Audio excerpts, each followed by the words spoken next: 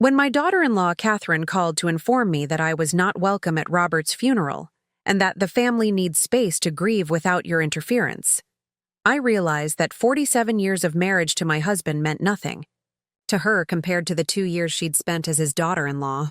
What Catherine didn't know was that my decades managing our family's third-generation funeral home business before retirement had left me with both the legal authority and industry connections to make a single phone call that would reveal truths about Robert's final wishes that would give her far more reasons to cry than his passing already had. Before we jump back in, tell us where you're tuning in from, and if this story touches you, make sure you're subscribed, because tomorrow, I've saved something extra special for you. My name is Eleanor Blackwood, and at 73, I've discovered that the family members you nurture and welcome with open arms are sometimes the quickest to slam doors in your face when your presence becomes inconvenient to their narrative. For over 4 decades, I built a respected life alongside my husband, Robert, as we ran Blackwood Family Funeral Services, the business his grandfather established in 1937, which we transformed into the most trusted name for dignified farewells in our community. Before we continue with this painful story, tell me where you're watching from, and if this resonates with you, please subscribe, because tomorrow, I'll share what happened at the actual funeral service that left everyone in attendance speechless. Throughout our marriage, Robert and I became known for our compassionate guidance of families through their darkest hours, creating meaningful ceremonies that honored loved ones while supporting those left behind. I specialized in the delicate art of family mediation during these emotional times, particularly when grief complicated already strained relationships. This expertise, cultivated through thousands of families over 4 decades, would eventually become painfully relevant in my own life in ways I never could have imagined. I met my beloved Robert during college in 1972 when we were both studying business administration. He was the third-generation heir to Blackwood Family Funeral Services, a responsibility he approached with profound respect rather than mere obligation. I was initially pursuing a path in counseling psychology, never imagining that I would one day join him in the family business. Our connection was immediate and deep. Both of us shared values of dignity, compassion, and service to community that transcended our different backgrounds. My grandfather always said that helping families honor their loved ones isn't just a business, it's a sacred trust, Robert told me during our second date, his eyes reflecting both the weight and pride of his family legacy. When people come to us, they're experiencing the worst days of their lives. How we care for them during those moments matters more than almost anything else we could do. His perspective moved me deeply, revealing a man who viewed his unusual family profession not as something macabre, but as a profound opportunity to provide comfort during life's most difficult transitions. After graduation, we married in a simple ceremony at his family's colonial home, beginning our life together with modest resources but abundant determination to build something meaningful. The early years of our marriage coincided with Robert taking increasing responsibility in the family business as his father approached retirement. Initially, I worked as a grief counselor at a local hospice, keeping my professional life separate while supporting Robert emotionally through his growing obligations. This arrangement continued until Robert's father suffered a sudden heart attack when we were both 30, thrusting us unexpectedly into full ownership and management of the funeral home decades earlier than we had anticipated. "I don't know if I can do this without you, Eleanor," Robert confessed during those chaotic first weeks after his father's passing. The business side I understand, but connecting with families the way Dad did, that was his special gift. I'm not sure I have that same touch. This vulnerable moment marked a turning point in both our marriage and professional lives. Despite having established my own career path, I recognized that supporting Robert through this transition meant more than emotional encouragement. It required partnership in the fullest sense. After considerable reflection, I decided to join the business officially, bringing my counseling background into the family tradition to create a more holistic approach to serving grieving families. Over the next 4 decades, we transformed Blackwood Family Funeral Services from a traditional funeral home into a comprehensive grief support center. My psychology background complemented Robert's business acumen and genuine compassion, allowing us to pioneer innovative approaches to memorial services that focused on celebration of life rather than merely marking death. We were among the first in our region to offer personalized video tributes, memory books, and grief support groups as standard services rather than premium add-ons. Our partnership flourished both personally and professionally. We were blessed with our only child, Michael, who grew up surrounded by unusual dinner conversations about the importance of proper embalming techniques and the psychological stages of grief. Rather than finding our profession disturbing, as some children might, Michael developed a remarkable emotional intelligence and comfort with mortality that distinguished him among his peers. "You've taught me that death isn't something to fear or avoid talking about," he told us during his high school graduation speech, which proudly acknowledged his family's unusual business. "Instead, it's the ultimate reminder to live authentically and love deeply while we have the chance." His words perfectly captured the philosophy that had guided our approach to both business and family life. An integration of practical service with profound respect for the emotional dimensions of human experience.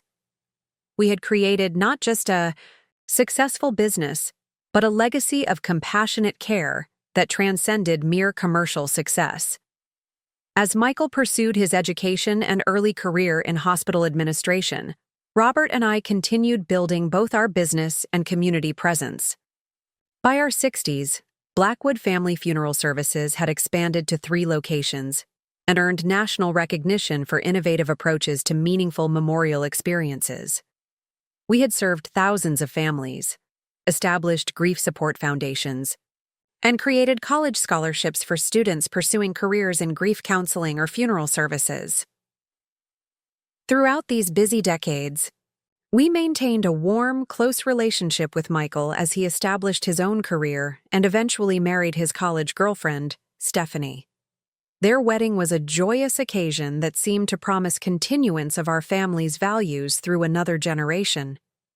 When they blessed us with twin grandchildren, Jacob and Emma, our family circle felt complete in ways that transcended even our most hopeful dreams. The first significant change in our family dynamic occurred when Michael, at 42, accepted a prestigious hospital administration position in Denver, nearly 1,500 miles from our New England community. This geographic distance inevitably altered the easy closeness we had always enjoyed, though regular video calls and summer visits maintained meaningful connection with our grandchildren despite the physical separation. "It's just a plane ride away, Mom," Michael assured me when announcing their relocation plans. "The kids will still know their grandparents. We'll make sure of that." For several years, this arrangement functioned reasonably well. We flew to Denver for important milestones and holidays, while Michael's family spent several weeks each summer at our lakeside cottage. The twins developed distinct relationships with us despite the distance, Jacob sharing Robert's interest in woodworking, while Emma and I bonded over cooking traditional family recipes and gardening during their summer visits. 2 years ago, our family structure shifted dramatically when Stephanie tragically passed away after a brief but aggressive battle with cancer, leaving Michael devastated and struggling to balance grief with single parenthood of teenage children. Without hesitation, Robert and I offered to relocate to Denver temporarily to help during this transition, but Michael insisted he needed to establish new routines without external assistance. "The kids need stability right now, not more change," he explained during a difficult phone conversation shortly after Stephanie's funeral. "Having you uproot your lives wouldn't help any of us adjust to our new reality. We need to find our own way forward." While respecting his position, we increased our communication and visits, recognizing that despite his protests, both Michael and the twins needed additional support during this painful transition. Robert, still actively involved in our business despite having transferred day-to-day operations to trusted employees, arranged longer stays in Denver, typically 2 weeks every other month, allowing us to provide practical assistance without overwhelming Michael's desire for independence.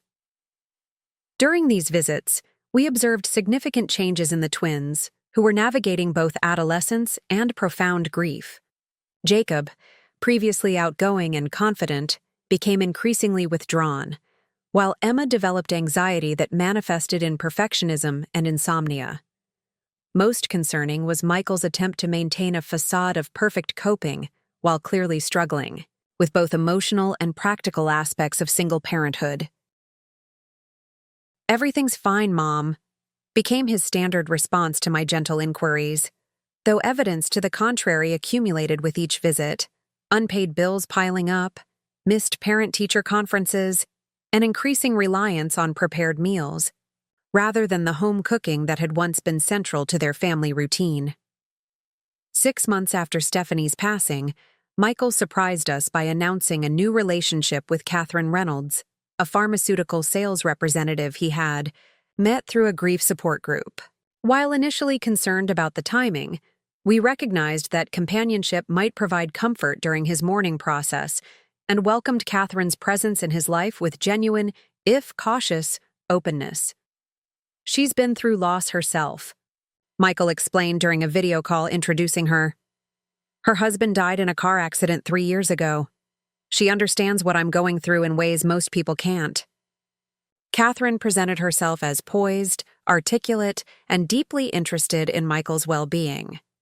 During our first meeting when we flew to Denver for Jacob's 16th birthday, she made considerable effort to include us in conversations and expressed appreciation for our involvement in the children's lives. While the twins seemed somewhat reserved around her, we attributed this to the natural adjustment period any blended family experiences. "Your son is incredible," Catherine told me privately during that visit while we prepared dinner together. "The way he's handling everything with such strength and dignity, I'm just in awe. You raised an amazing man, Eleanor." Her words touched me deeply, creating an initial bond that seemed promising for our future extended family relationships.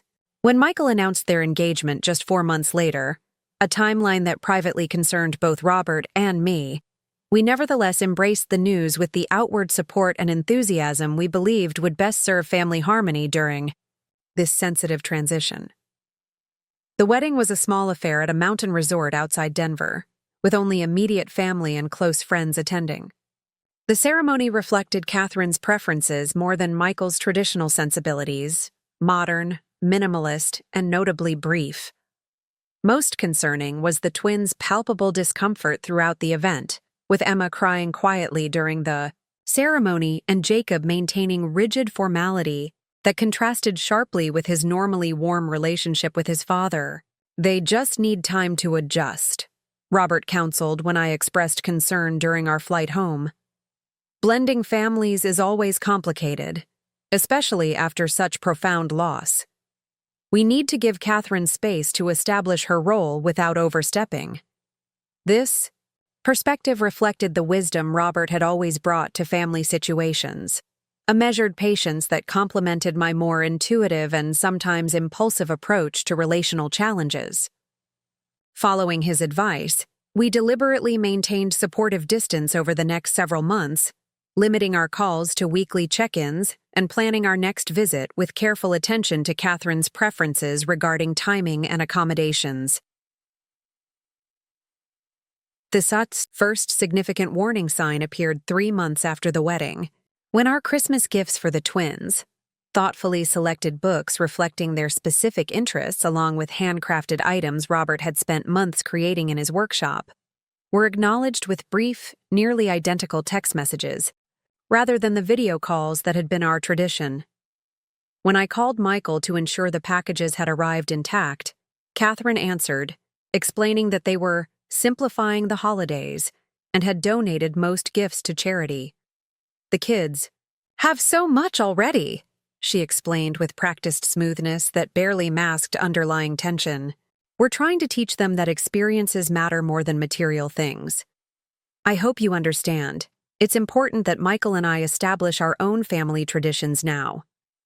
While the explanation seemed reasonable on the surface, something in her tone suggested deeper territorial marking that concerned me. Robert, ever the peacemaker, encouraged me to focus on the principle rather than the specific circumstances, reminding me that different approaches to parenting deserved respect, even when they diverged from our own preferences.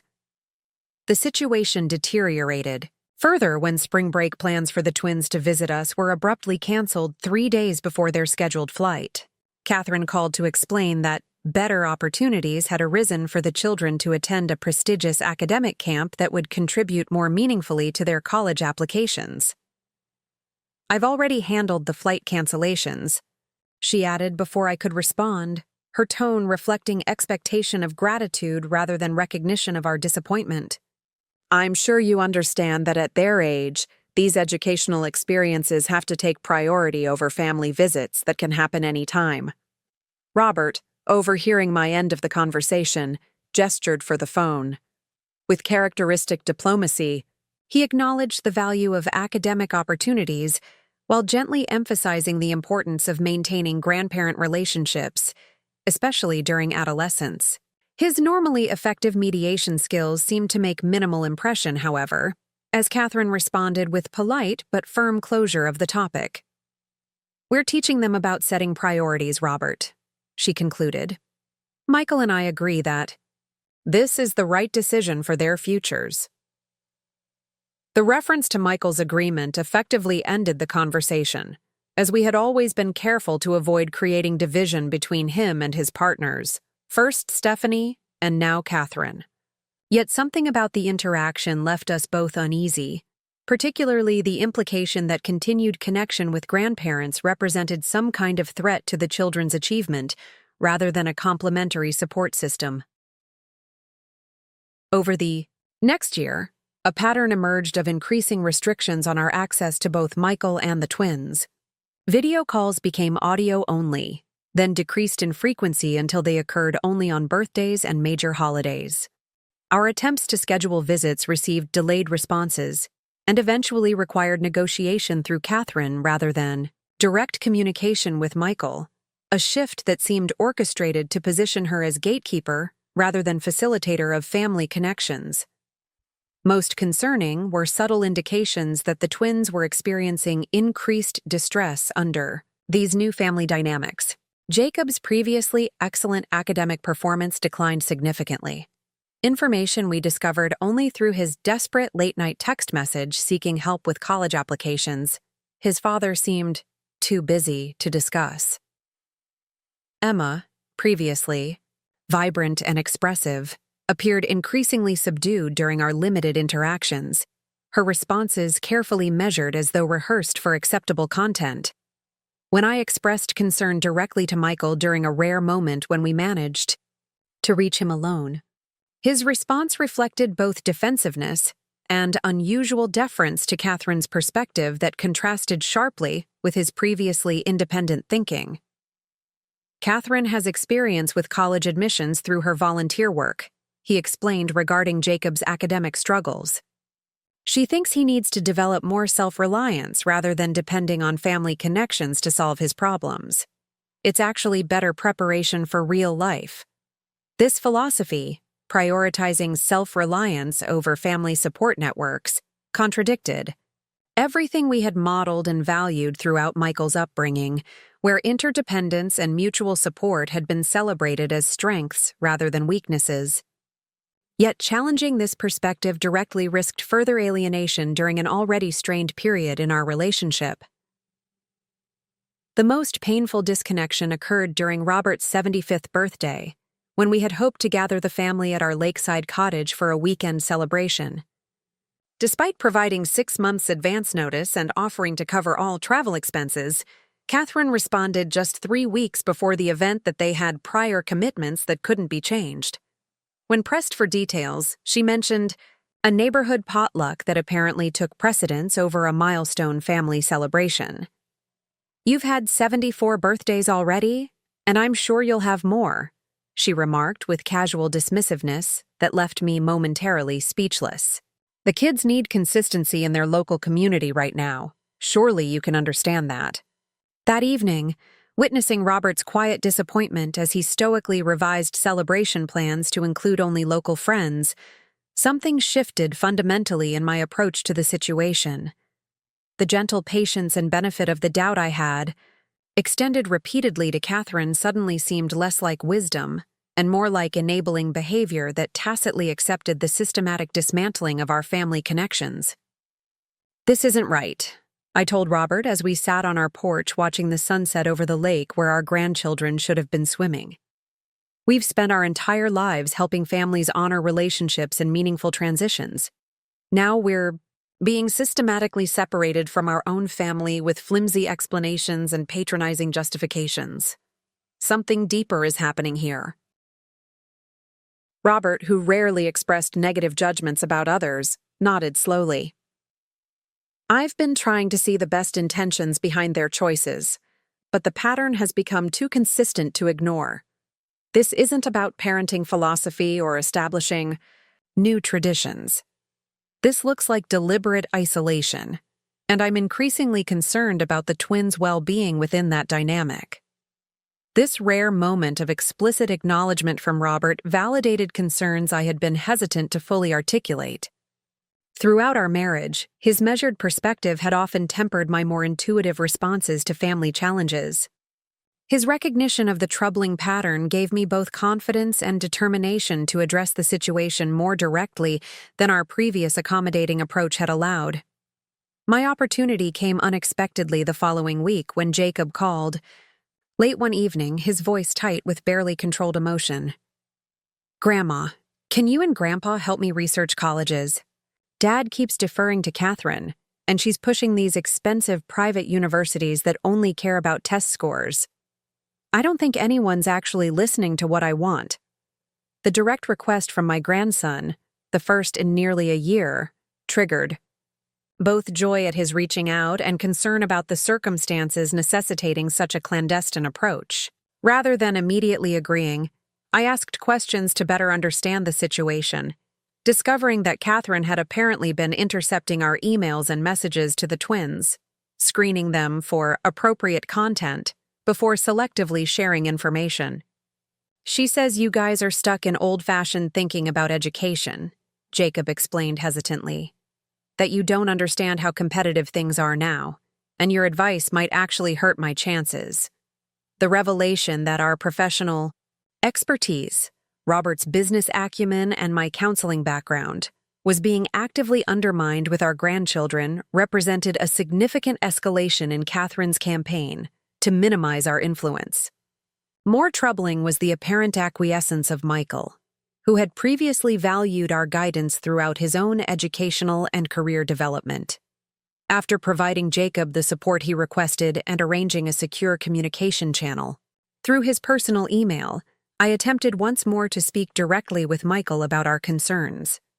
The call went to voicemail repeatedly until I finally sent a text message expressing worry about Jacob's college preparation stress. The response came from Catherine's phone rather than Michael's, a pattern that had become increasingly common. "Please respect our parenting decisions and boundaries," the message read, "undermining our authority by having secret conversations with Jacob about college is exactly why we've needed to establish more structure around your involvement. Michael agrees that your interference is creating confusion during an already challenging transition." The accusation of interference regarding normal grandparent guidance and support represented a fundamental reframing of our role in the children's lives, from trusted elders with valuable perspective to potentially harmful influences requiring containment. This distortion of our intentions and actions felt both unjust and strategically calculated to justify increasing isolation of the twins from our relationship. 2 days later, Robert began experiencing unusual fatigue and shortness of breath during his morning walk, symptoms he initially attributed to seasonal allergies until they worsened significantly over the next several days. Despite his reluctance to make a fuss, I insisted on a medical evaluation that revealed a serious cardiac condition requiring immediate intervention. Within hours, he was admitted to hospital and scheduled for emergency bypass surgery the following morning. In the disorienting flurry of medical consultations and pre-surgical preparations, I maintained enough presence of mind to contact Michael, directly rather than through Catherine, leaving urgent messages on every platform available. When 6 hours passed without response, I finally called his workplace, requesting their assistance in reaching him regarding his father's medical emergency. The return call came 30 minutes later, Catherine's voice rather than Michael's on the line, her tone reflecting irritation barely masked by performative concern. "Michael's in meetings all day, but I'll make sure he knows. What exactly is happening with Robert?" After explaining the situation and surgical plans, I requested Michael's direct contact, emphasizing the seriousness of his father's condition and the uncertain prognosis at his age. Catherine's response reflected neither the urgency nor emotional gravity appropriate to potential last conversations between father and son.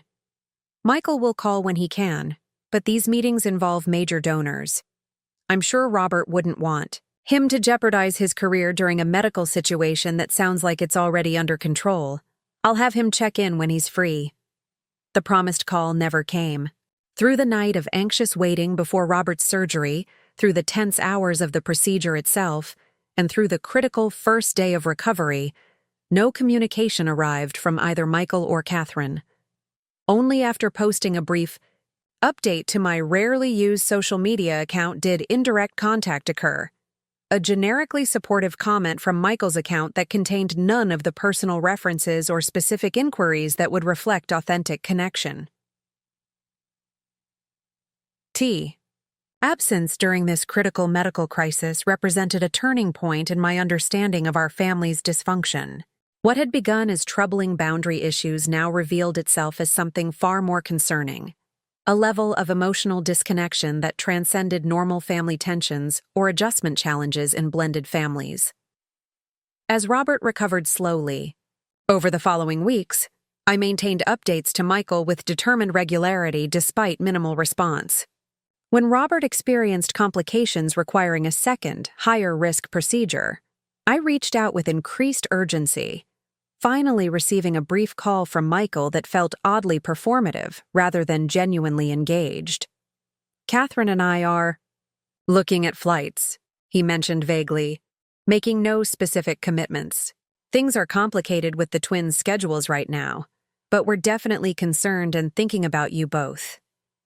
The promised visit never materialized, nor did substantive follow-up regarding Robert's condition beyond occasional text.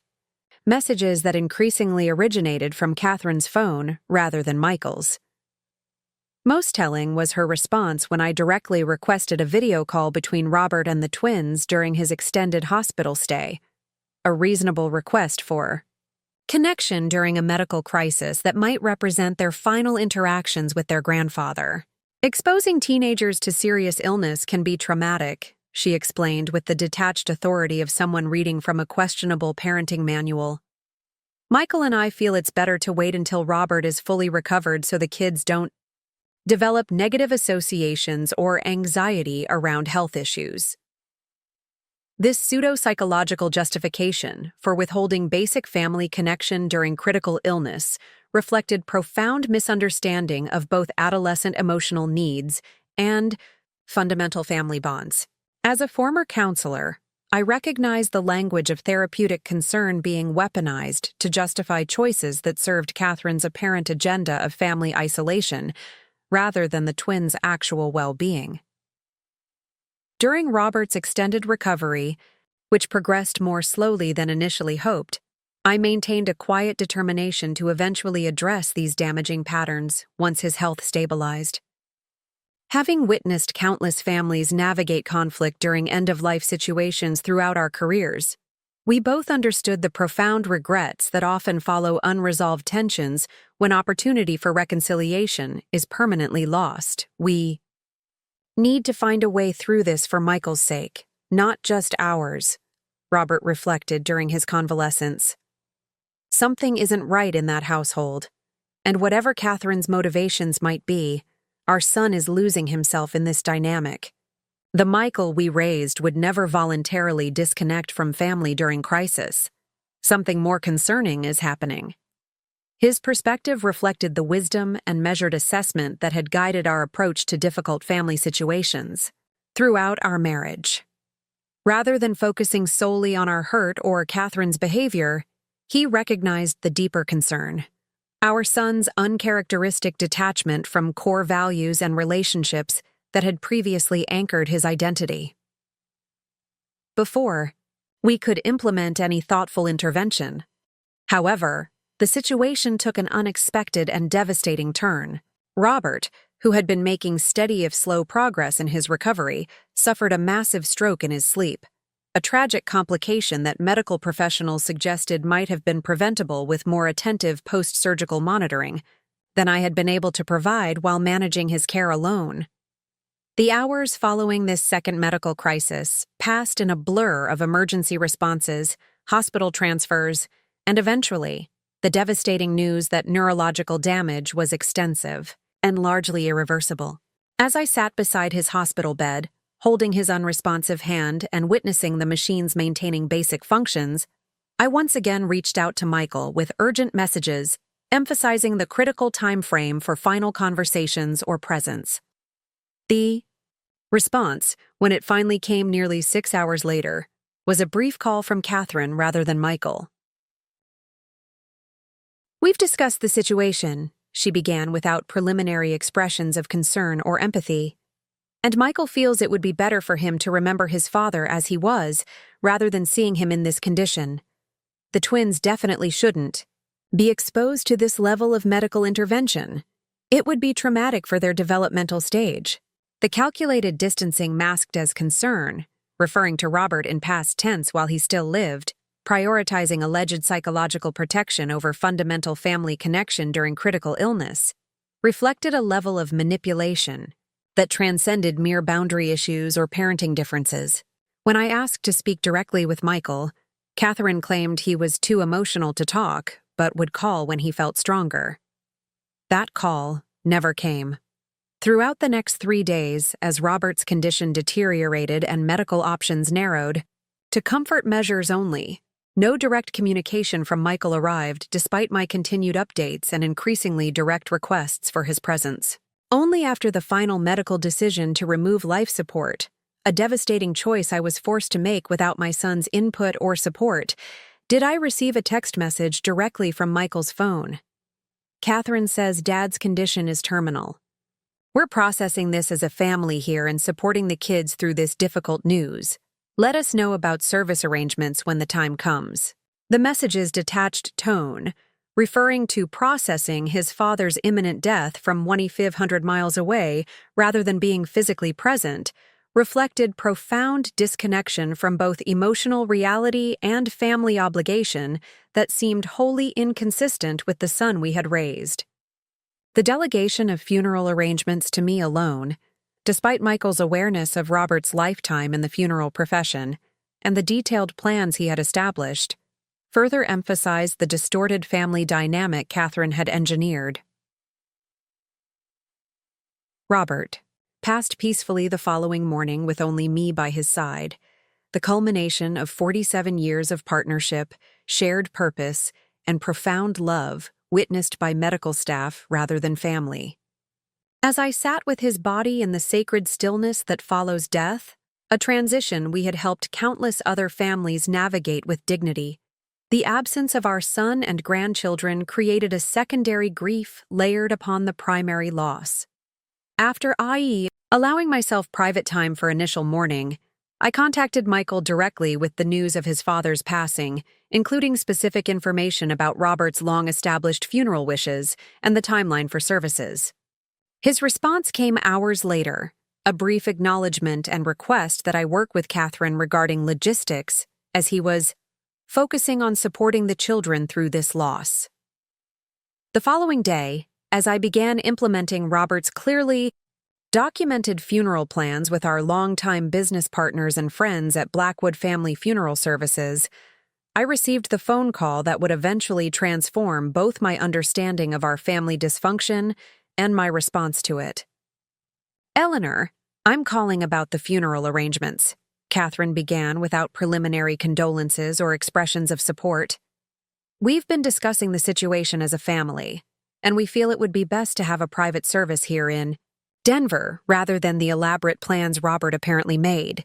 The children are processing this loss in their own way, and Michael feels a smaller, more intimate gathering would better serve their emotional needs.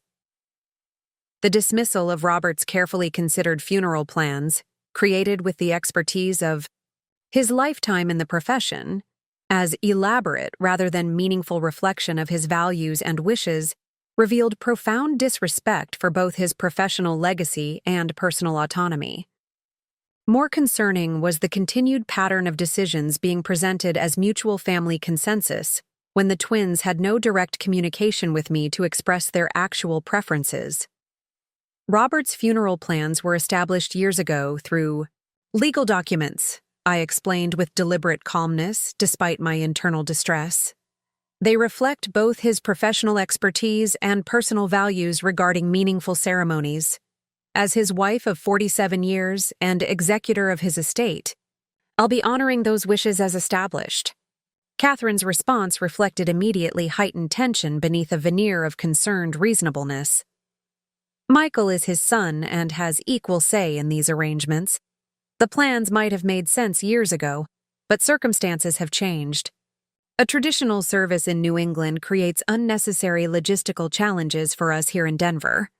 We're suggesting something more practical and appropriate for the current family situation.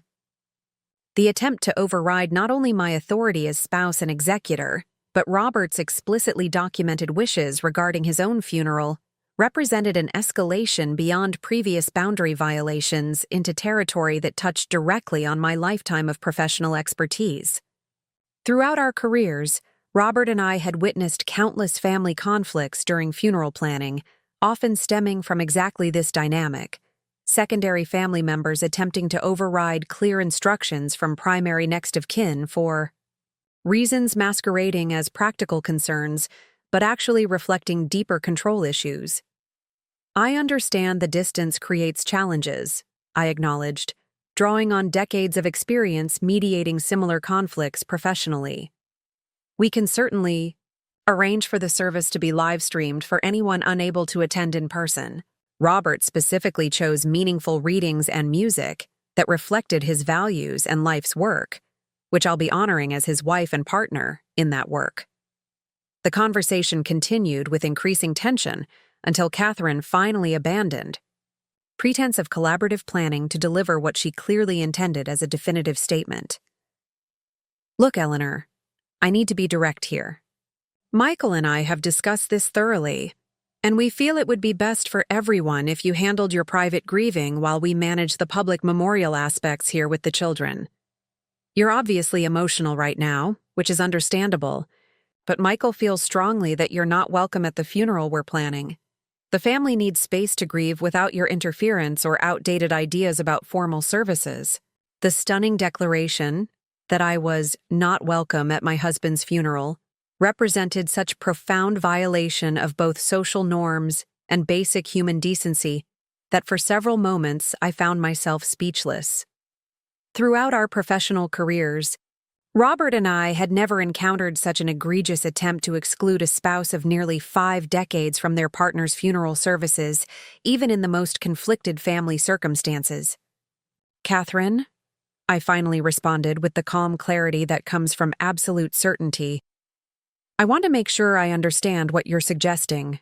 You and Michael are planning a separate memorial service for Robert, and you're informing me, his wife of 47 years and mother of your husband, that I'm not welcome to attend? This isn't personal, Eleanor, she replied with breathtaking dismissiveness. The children need a contained, emotionally safe environment to process their grief. Your presence would inevitably create tensions that wouldn't serve their needs. Right now, surely as someone with your background, you can understand putting the children's emotional well-being first. This manipulative invocation of children's well-being to justify unconscionable treatment of a widowed spouse reflected a level of calculated cruelty that transcended ordinary family conflict. As the reality of Catherine's statement fully registered, something shifted fundamentally in my perspective, a clarity emerging through grief that illuminated not just this immediate situation, but the entire pattern of escalating isolation she had engineered over the preceding 2 years. "I understand completely," I replied with deliberate neutrality that masked my internal shift from accommodation to resolution. "You'll receive formal communication regarding the official funeral arrangements shortly. Please extend my love to Jacob and Emma." Ending the call, I sat in Robert's study surrounded by photos documenting our shared life and career, images of family celebrations, professional achievements, and most poignantly, the many families we had served throughout decades in funeral service. Among his carefully organized files was the leather portfolio containing his detailed funeral instructions, including specific legal documentation ensuring his wishes would be honored regardless of potential family disagreements. What Catherine couldn't possibly know, having deliberately maintained distance from our professional background and expertise, was that Robert had anticipated potential conflicts during his funeral arrangements, not from any specific concern about Michael or his future partners, but from the wisdom accumulated through witnessing countless family dynamics complicated by grief and secondary relationships. The comprehensive documentation before me included not only standard funeral instructions, but specific legal provisions, designating me as sole authority for all arrangements, supported by additional documentation from our attorney confirming these directives superseded any conflicting family preferences. Most significantly, the file contained Robert's personal letter to be shared with funeral attendees, a meaningful reflection on life, partnership, and the values that had guided his personal and professional journey. As I reviewed these materials, the path forward emerged with remarkable clarity, not from emotional reaction to Catherine's cruelty, but from professional understanding of both legal authority regarding funeral arrangements and the profound importance of honoring end-of-life wishes with integrity. Throughout our careers, Robert and I had advocated for respecting the deceased's explicit instructions rather than accommodating family members' conflicting preferences, particularly when those preferences contradicted documented directives. With renewed purpose transcending my personal grief, I contacted our attorney to confirm the legal standing of Robert's funeral directives, then reached out to our longtime colleagues at Blackwood Family Funeral Services to implement the arrangements, exactly as Robert had specified. The comprehensive plans included details reflecting his lifetime in the profession, specific music selections, readings drawn from both spiritual traditions and literary sources that had touched him deeply, and most importantly, a memorial video celebrating our shared life and career, including numerous photos of Michael and the twins throughout their lives. After confirming all arrangements, I composed a formal email to both Michael and Catherine detailing the official service information, including specific legal language establishing my authority as executor and spouse to determine all funeral arrangements. The communication maintained professional tone without acknowledging Catherine's attempt to exclude me. Instead, focusing on practical information regarding the service scheduled for the following Tuesday at the main chapel of Blackwood Family Funeral Services, the business Robert's grandfather had established, and where Robert himself had served thousands of families throughout his lifetime. The email concluded with a statement that reflected both my professional background and personal determination. As Robert's wife and partner in both life and our funeral service career, I am honoring his explicitly documented wishes regarding his funeral arrangements. The service will proceed as legally established through proper documentation. All family members, including Michael, Jacob, and Emma, are expected to attend in accordance with Robert's specific request for family unity during this meaningful transition. The decisive tone, establishing expectations rather than extending invitations, reflected my shift from accommodating inappropriate boundaries to asserting both legal authority and ethical obligation to honor Robert's clearly established wishes. Throughout our professional careers, we had advised countless families that funeral ceremonies serve not only grief expression, but also essential social acknowledgement of relationships and transitions that maintain community fabric during difficult passages. Catherine's response arrived within the hour, a lengthy message attempting to reassert control through accusations of insensitivity to the children's needs and Michael's preferences, concluding with a direct statement that they would not attend a service orchestrated to exclude their input and prioritize outdated traditions over authentic grief expression. Rather than engaging with these manipulative tactics, I responded with brief acknowledgement and clarification. The service will proceed as documented in Robert's legal directives. Your choices regarding attendance are your own. The ceremony will be live-streamed for those unable to attend in person, though Robert's explicit wish was for his son and grandchildren to be physically present. The reference to Robert's specific wishes regarding his son's attendance, documented clearly in his funeral instructions, represented my only leverage in encouraging Michael's presence, though I harbored few illusions about Catherine's willingness to honor this request given her previous pattern of isolation and control. Nevertheless, I proceeded with arrangements exactly as Robert had specified, drawing comfort from implementing the thoughtful plan he had created with the expertise of his lifetime in meaningful funeral ceremonies. As preparations continued through the following days, supported by the compassionate assistance of colleagues who had worked alongside us for decades, an unexpected development occurred that would ultimately transform the entire situation. Jacob, Robert's 16-year-old grandson, contacted me directly through the secure email channel we had established during his college research conversations. "Grandma, is it true that you're having Grandpa's real funeral there without us?" he wrote, his confusion evident even through text. "Mom keeps saying you're being difficult about arrangements and ignoring what Dad wants, but that doesn't sound like you. Emma and I really want to say goodbye to Grandpa properly." The message revealed what I had suspected but couldn't confirm, that Catherine was controlling information to the twins, presenting a distorted narrative that positioned me as unreasonable rather than acknowledging her unprecedented attempt to exclude a spouse from her husband's funeral. Rather than disparaging Catherine directly, I responded with simple facts and direct questions. "Your grandfather left very specific instructions for his funeral service, drawing on his lifetime of experience creating meaningful ceremonies," I explained. "The service will be held at the funeral home your great-grandfather established, where your grandfather served families for over 50 years. His explicit wish was for all family to attend, especially you, Emma, and your father. Has your father discussed attending with you?"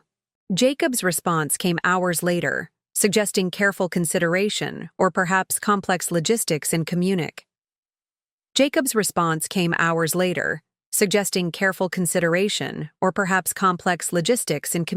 privately. "Dad seems really confused about everything. When I asked directly about going to Grandpa's funeral, he got really quiet. Then said Catherine thinks it would be too stressful for us to travel right now with all our school commitments. But Grandma, I don't have anything that can't be missed. And I know Emma feels the same way. We need to be there. Grandpa was important to us." This direct confirmation of my concerns, that Catherine was actively preventing not just my relationship with the twins, but their opportunity for essential grief expression and closure, crystallized my understanding of the situation's gravity. Throughout our professional careers, Robert and I had emphasized the crucial developmental importance of allowing adolescents appropriate participation in funeral rituals, particularly for close family members. The attempt to deny Jacob and Emma this essential experience reflected either profound misunderstanding of grief psychology or deliberate emotional manipulation masked as protection. "Your grandfather would want you there," I responded simply. "If you and Emma want to attend, I can arrange flights and accommodations. The service is Tuesday at 2 p.m. Please let me know if this would help you both say goodbye properly." What followed was an intense exchange revealing the twins' genuine distress about being prevented from attending their grandfather's funeral, coupled with complicated family dynamics that made direct opposition to Catherine difficult.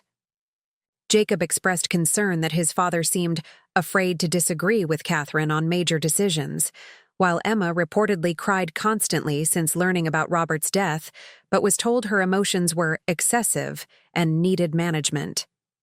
"We want to come," Jacob's final message stated plainly. "But I don't know how to make it happen when Dad won't stand up to Catherine about this. She controls everything now." This painful insight from a 16-year-old, recognizing the unhealthy power dynamic affecting his father's decision-making, reflected emotional intelligence beyond his years and confirmed my growing concerns about Michael's autonomy within his marriage. Throughout my counseling career, I had witnessed similar patterns in relationships where one partner gradually isolated the other from support networks while establishing control through subtle manipulation, rather than overt domination. After careful consideration of both legal and ethical dimensions, I made the decision to contact Michael directly at his workplace, circumventing Catherine's communication filtering, with specific information that might penetrate the distorted narrative she had established. "Michael, I've heard directly from Jacob that both twins want to attend their grandfather's funeral, but believe you and Catherine have decided against it," I wrote in an email marked urgent to his work address. "As you know from your upbringing in our profession, adolescents need appropriate inclusion in grief rituals, not protection through exclusion. Your father's explicit written instructions request your presence with the children. Please call me directly to discuss arrangements." The response came not from Michael but from my attorney.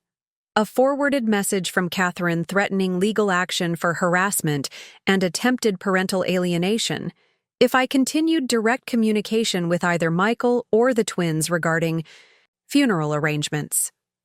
The escalation to legal threats represented a significant intensification of Catherine's control tactics, suggesting my direct outreach had threatened her narrative control in ways previous communication had not.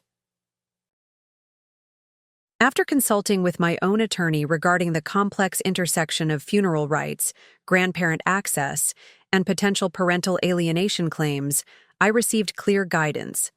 My legal standing regarding Robert's funeral arrangements remained absolute based on his explicit documentation, while the complicated issues of family access would require longer-term legal strategy beyond the immediate ceremony considerations. With this clarity, I proceeded with funeral preparations exactly as Robert had specified, including the meaningful elements that reflected his lifetime of creating dignified farewells for others. The memorial video documenting our family history, the carefully selected music that had special significance in our marriage, the readings that reflected Robert's spiritual and philosophical perspectives, each element honored the man he had been and the values that had guided his personal and professional life. While managing these practical arrangements, I maintained regular communication with Jacob, providing both emotional support and practical information about the service. Through these exchanges, I learned that Catherine had scheduled a competing private family remembrance in Denver, specifically timed to conflict with Robert's official funeral, effectively preventing the twins' attendance at either event without directly forbidding their participation. This calculated manipulation, creating scheduling conflicts rather than outright prohibition, reflected sophisticated control tactics designed to maintain plausible deniability while achieving the desired isolation. The approach suggested Catherine understood that direct prohibition might create sufficient resistance to undermine her authority, while indirect obstruction through conflicting obligations created the appearance of reasonable choice within carefully controlled parameters. The night before Robert's funeral, as colleagues completed final preparations for the ceremony he had thoughtfully designed, I received an unexpected phone call from a number I didn't recognize. Answering with the professional composure developed through decades of helping families through their darkest hours, I was stunned to hear Michael's voice, the first direct communication since before Robert's death. "Mom," he began, his voice rough with what sounded like the first genuine emotion since this ordeal began. "I need to know if what Jacob's been saying is true. Did Dad really leave specific instructions about his funeral that included us being there? Catherine's been handling all the communications and said you were making your own arrangements against our wishes. The deliberate mischaracterization, framing Robert's explicit legal directives as my own arrangements in opposition to their preferences, revealed the extent of information manipulation occurring within their household. Rather than expressing anger or accusation, I responded with simple facts and direct questions that might help Michael recognize the distortions independently. Your father left comprehensive funeral instructions, Michael, as most funeral directors do. His documentation specifically requests your presence with the children, along with detailed elements reflecting his values and career. These aren't my arrangements, they're his explicit wishes. What specific objections has Catherine raised about honoring your father's funeral requests? The extended silence suggested internal conflict as Michael presumably reconciled this information against whatever narrative Catherine had established. When he finally spoke, his voice carried uncertainty that contrasted sharply with the confident, independent thinking that had characterized him throughout his life before this relationship. She says traditional funerals are outdated performances that cause more trauma than healing, he offered tentatively. That private grief is more authentic than public ceremony, and exposing the kids to formal services would create unhealthy associations during their developmental stage. The language, clearly Catherine's psychological jargon rather than Michael's natural expression, reflected sophisticated manipulation using therapeutic terminology to justify choices serving her control agenda rather than genuine emotional well-being.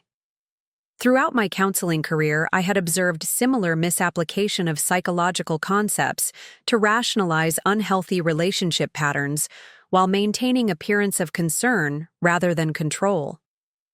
Michael, you grew up in a funeral home, I reminded him gently.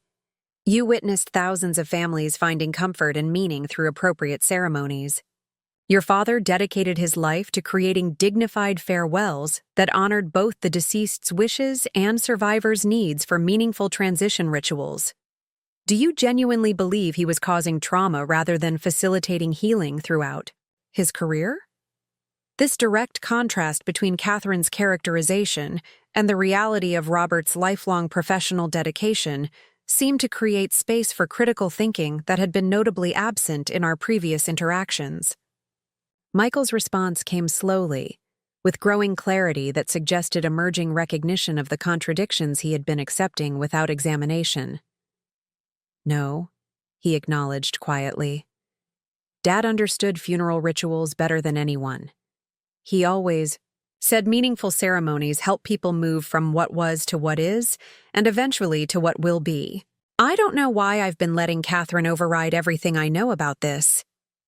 This moment of genuine self-reflection, recognizing the contradiction between his lifetime of understanding and his recent acquiescence to Catherine's contrasting narrative, created potential opening for authentic reconnection. Rather than pressing advantage through accusation or expanded concerns about Catherine's other manipulations, I maintained focus on the immediate issue of Robert's funeral and Michael's autonomous decision-making regarding attendance. Your father's funeral is tomorrow at 2 p.m., exactly as he specified in his directives, I stated simply. His explicit wish was for his son and grandchildren to be present. That decision belongs to you and the twins, not anyone else. I've arranged open tickets for all 3 of you on the morning flight from Denver. They'll be waiting at the counter, under your name if you choose to honor your father's request. After another extended silence, Michael's response carried the first hint of his authentic voice I'd heard since Catherine entered his life. Mom, I'm sorry. For everything. Dad deserved better than this. Jacob and Emma deserve better. You deserved better. I need to think about how things got so distorted. But regardless of anything else, we'll be there tomorrow. I promise. The call ended without discussion of Catherine's competing remembrance ceremony, or the potential conflict Michael's decision might create in his marriage. While concerned about these implications, I recognized his autonomous choice required space, rather than additional pressure or expanded critique of Catherine's manipulations. The immediate priority remained honoring Robert's wishes and ensuring the twins' appropriate inclusion in this essential transition ritual. The morning of Robert's funeral arrived with perfect September clarity, crisp autumn sunshine illuminating the historic New England chapel adjacent to Blackwood Family Funeral Services, where he had conducted countless ceremonies for others throughout his career. As colleagues completed final arrangements for the service Robert had meticulously planned, I maintained focused presence despite profound fatigue from both grief and the additional strain of family conflict during this vulnerable time. An hour before the service, as early attendees, colleagues, community members, and friends gathered in the formal parlor, I received a simple text message from Michael. Landed safely. Getting rental car now. We'll be there by 1:30 with kids. The straightforward confirmation, without qualification or reference to Catherine's position on their attendance, suggested a significant shift in Michael's approach to the situation, prioritizing his father's funeral wishes and his children's needs above Catherine's controlling narrative for the first time since their relationship began. Whether this represented temporary determination for this specific event or more substantial recognition of problematic patterns remained unclear, but the immediate development created space for appropriate family presence during this critical ritual. As the service time approached, I greeted the gathering community with the practiced composure developed through decades helping others navigate similar transitions, accepting their condolences with genuine appreciation for the extensive support network Robert and I had cultivated throughout our professional and personal lives. The chapel filled steadily with people representing every dimension of Robert's rich life.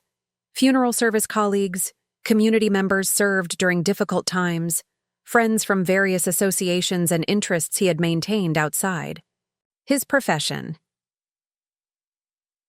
At precisely 1:35, movement at the chapel entrance drew my attention to Michael entering with Jacob and Emma.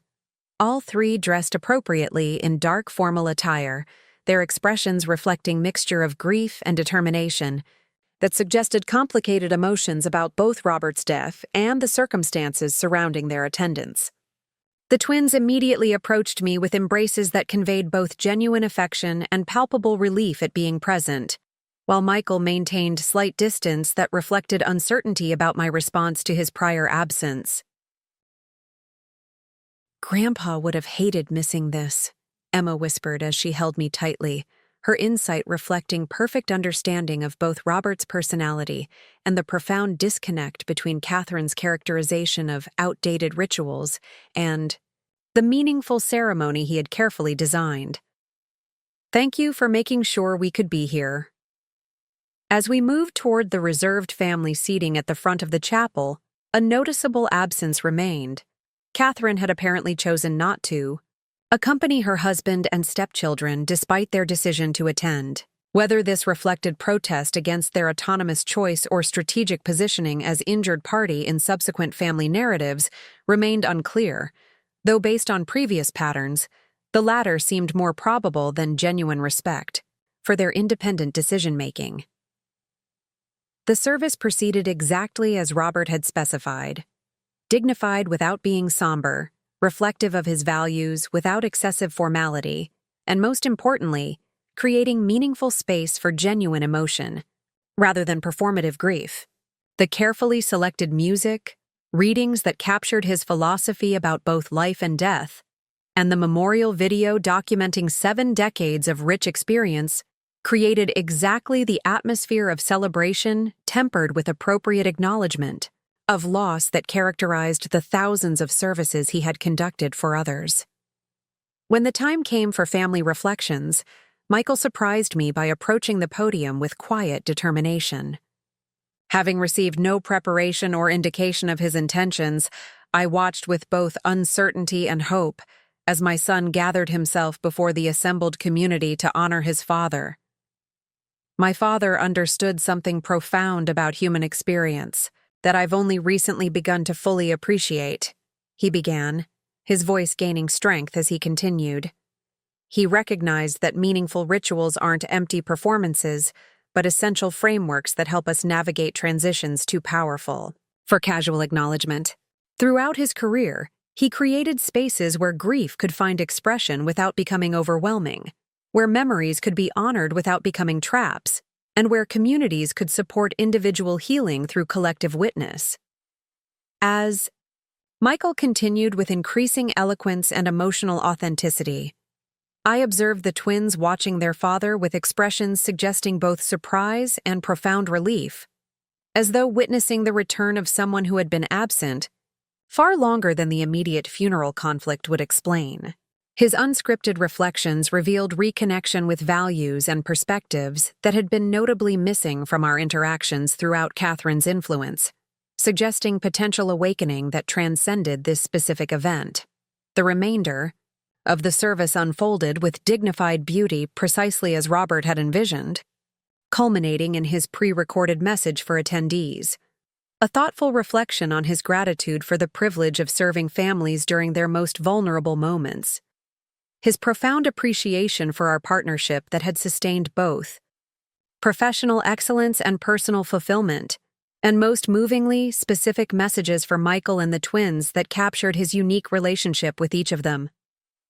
As Robert's voice filled the chapel, recorded months earlier during his initial cardiac recovery with characteristic foresight about life's uncertainty, I observed Michael's composed facade finally crumbling into authentic grief, his shoulders shaking with silent sobs as his father's voice expressed specific appreciation for values and qualities Michael had apparently forgotten he possessed during recent years. The twins moved instinctively closer, supporting their father physically and emotionally in ways that reflected both their maturity and the fundamental family bonds Catherine had attempted to systematically dismantle. Following the ceremony, as attendees gathered for the reception Robert had specifically included in his arrangements, Michael approached me privately with an expression suggesting complicated recognition of recent failures, alongside determination to address their implications. "Mom, we need to talk," he began with directness that reflected his authentic personality rather than Catherine's careful scripts. "Not just about Dad or the funeral, but everything that's happened over the past 2 years. The kids have been trying to tell me things I haven't been hearing. I haven't been hearing you either. Something isn't right, and I need to understand how I've contributed to it." This acknowledgement, recognizing his role in allowing problematic patterns rather than merely identifying Catherine's manipulations, reflected emotional maturity and personal accountability that had been notably absent throughout recent interactions. Rather than immediately pursuing expanded conversation about these complex issues, I suggested we focus first on honoring Robert's memory through appropriate family presence at the reception he had thoughtfully included in his arrangements. "There will be time for important conversations," I assured him gently. "Right now, your father arranged for this community to support our family through shared memories and connection. That's the immediate healing work before us. Other necessary conversations will follow." The reception proceeded with the natural ebb and flow of genuine community support, colleagues sharing professional memories that highlighted Robert's exceptional contributions to funeral service, friends offering stories capturing his personality beyond his career, and most importantly, multiple generations connecting through shared respect for someone who had touched their lives in meaningful ways. Throughout the gathering, I observed Michael gradually reconnecting with aspects of community and relationship that had been systematically minimized during Catherine's influence, suggesting potential restoration of perspectives essential to his authentic identity. Meanwhile, the twins moved comfortably through the reception, engaging with family friends and accepting condolences with gracious maturity that reflected both their inherent character and the values their grandfather had modeled throughout their childhood. Their natural integration within this community, despite Catherine's characterization of such gatherings as potentially traumatic to their development, highlighted the disconnect between her controlling narratives and their actual emotional needs during this significant transition.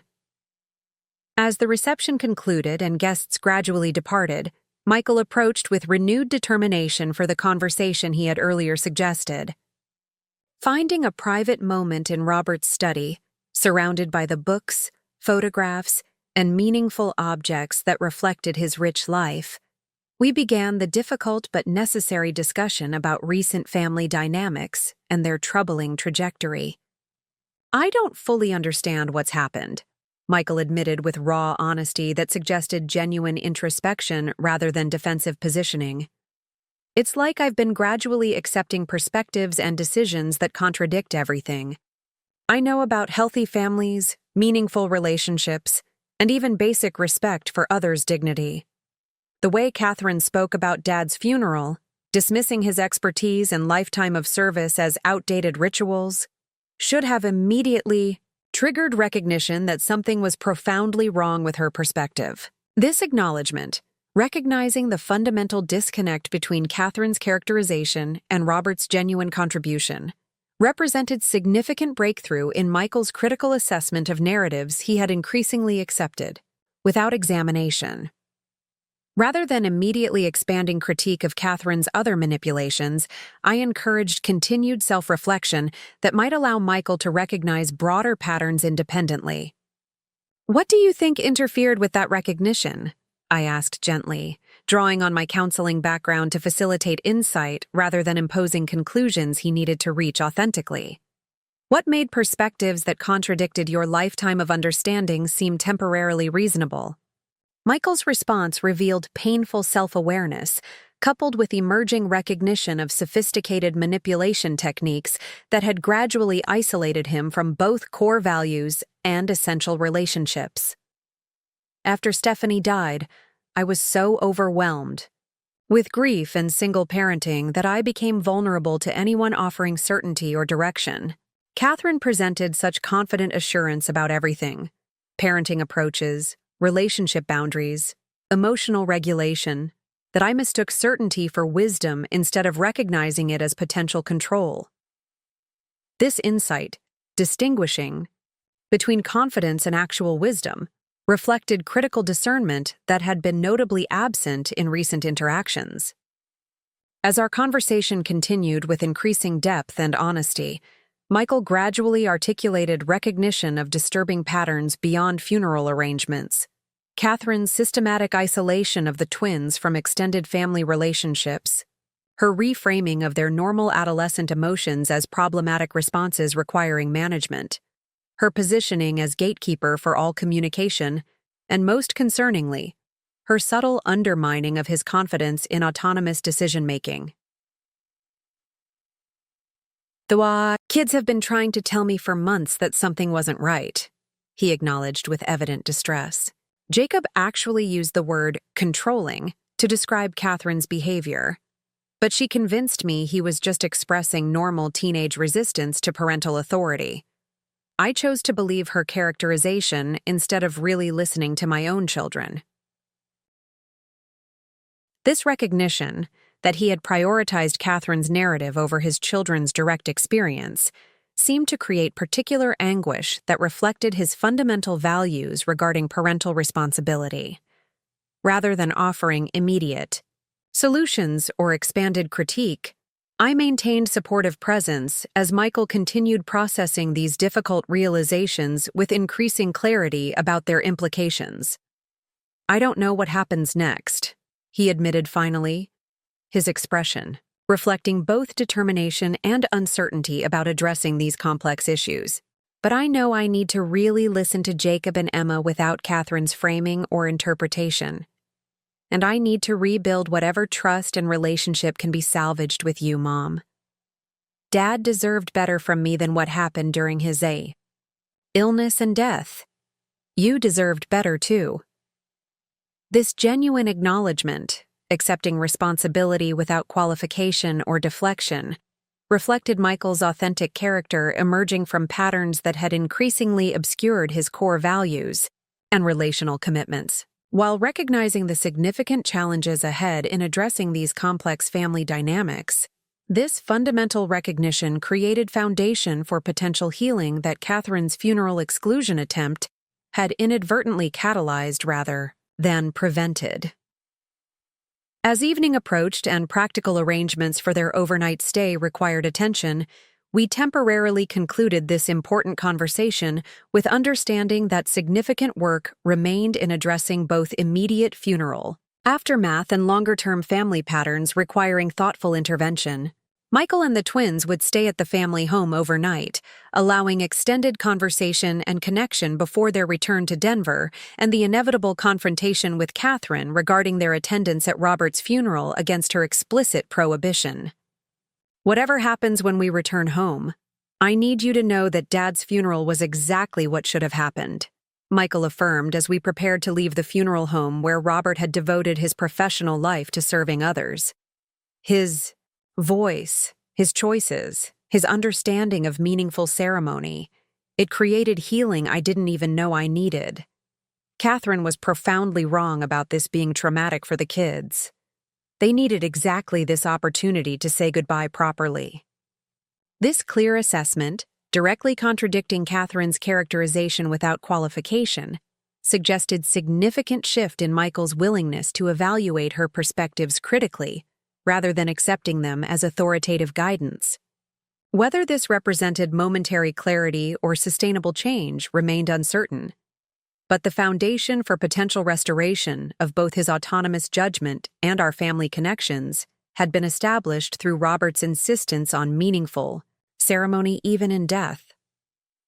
As we departed the funeral home, the building where Robert had served countless families through their darkest hours, I experienced profound gratitude that his final act of service had been creating the very ceremony that might ultimately heal our own family's damaged connections. Throughout his career, he had maintained absolute conviction that thoughtful funeral rituals served essential psychological and social purposes beyond mere tradition or convention.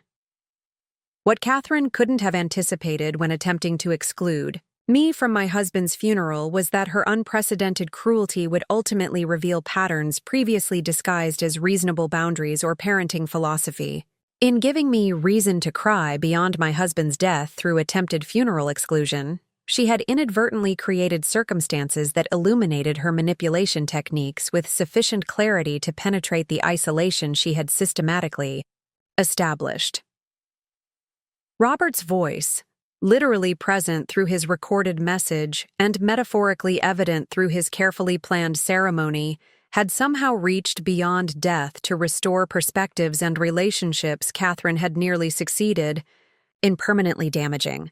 The ultimate irony of her attempted funeral exclusion was that the very ceremony she had characterized as outdated ritual had created precisely the authentic healing and family reconnection she had systematically worked to prevent. As I watched, Michael walking ahead with his children, their physical closeness suggesting emotional reconnection beyond the immediate funeral context, I recognized that significant challenges remained in addressing Catherine's reaction to their autonomous choice and its implications for their marriage. Yet the fundamental breakthrough in awareness and critical assessment of her controlling patterns created foundation for whatever difficult conversations and decisions might follow. What began with Catherine's shocking statement that I wasn't welcome at my husband's funeral had ultimately revealed truth about family dynamics that might otherwise have remained disguised behind carefully constructed narratives about boundaries, parenting philosophies, and emotional well-being. In attempting to give me reason to cry through unprecedented exclusion from my husband's funeral, Catherine had inadvertently created circumstances that might ultimately restore the family connections she had systematically worked to sever.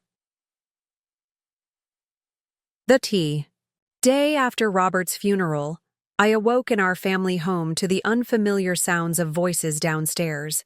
Michael and the twins preparing breakfast together in what seemed like a scene from years before Catherine entered their lives.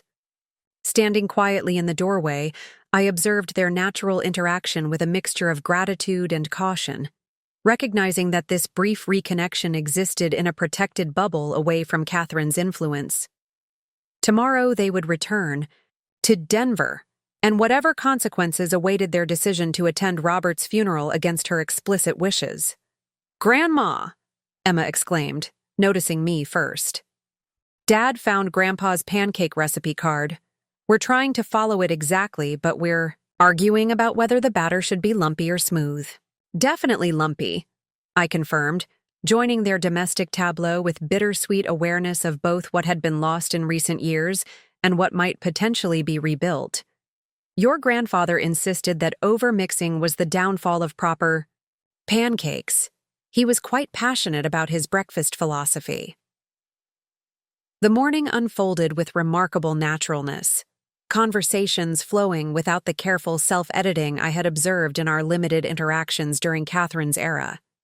Jacob shared his college research with genuine enthusiasm rather than the guarded neutrality that had characterized recent communications.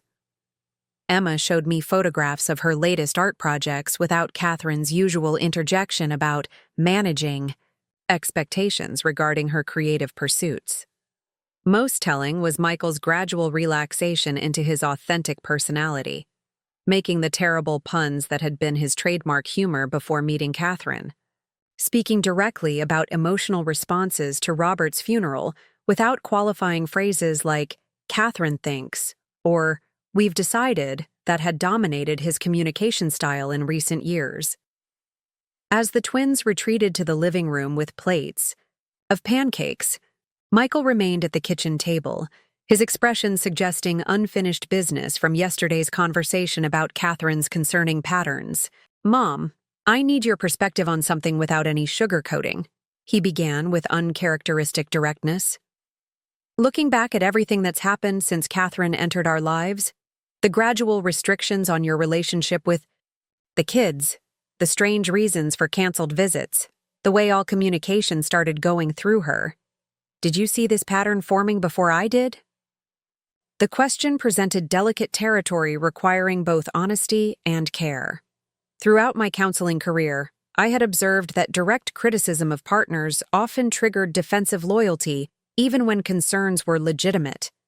Rather than offering judgment, I focused on objective observations that might help Michael reach his own conclusions. "I noticed changes in our family communication patterns," I acknowledged carefully. "Your natural direct interaction with me shifted toward managed contact through Catherine. Decisions about the children that you previously made independently suddenly required her approval. Your perspectives on issues like education and family relationships gradually aligned with hers rather than reflecting the values you'd expressed throughout your life."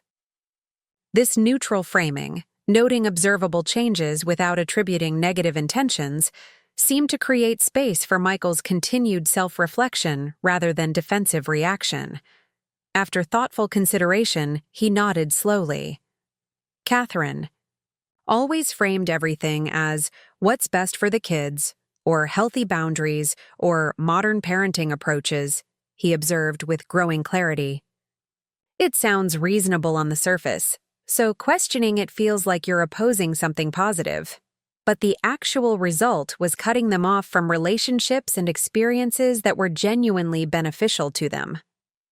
This insight, recognizing the disconnect between Catherine's benevolent framing and the harmful isolation it created, reflected significant progress in Michael's ability to evaluate her influence critically. Rather than immediately expanding my observations, I encouraged his continued analysis through thoughtful questions. "What do you think made her perspective seem more authoritative than your own judgment about your children's needs?" I asked, genuinely curious about the internal process that had led to such significant surrender of parental authority. Michael's response revealed painful self-awareness, coupled with emerging recognition of sophisticated manipulation techniques. "After Stephanie died, I was desperate for certainty. Any framework that offered clear direction when everything felt chaotic." Catherine presented absolute confidence about everything from grief processing to adolescent development.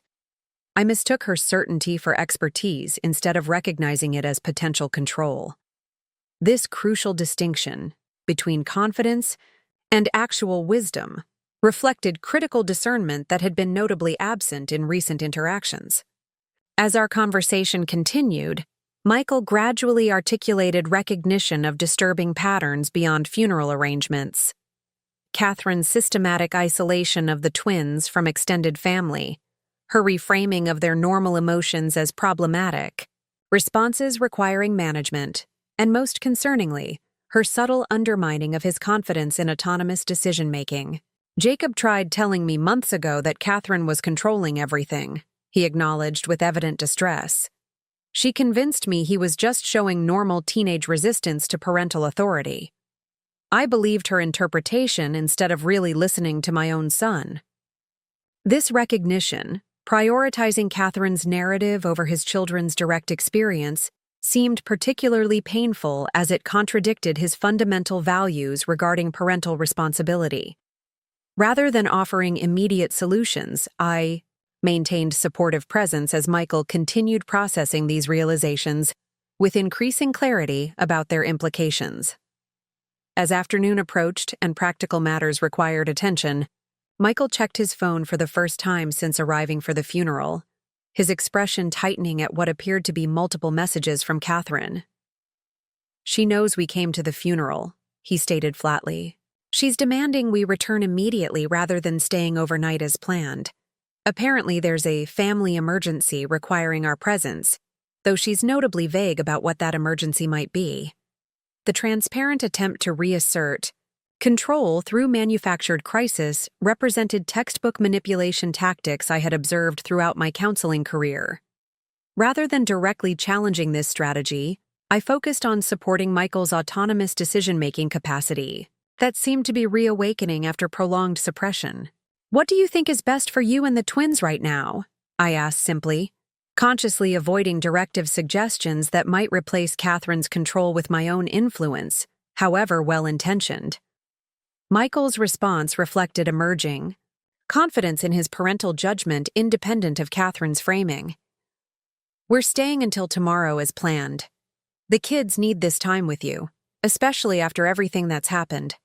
Whatever this supposed emergency might be, it can wait 24 hours. This straightforward assertion, prioritizing his assessment of the children's needs over Catherine's demands, represented significant reclamation of parental authority that had been increasingly delegated to her judgment.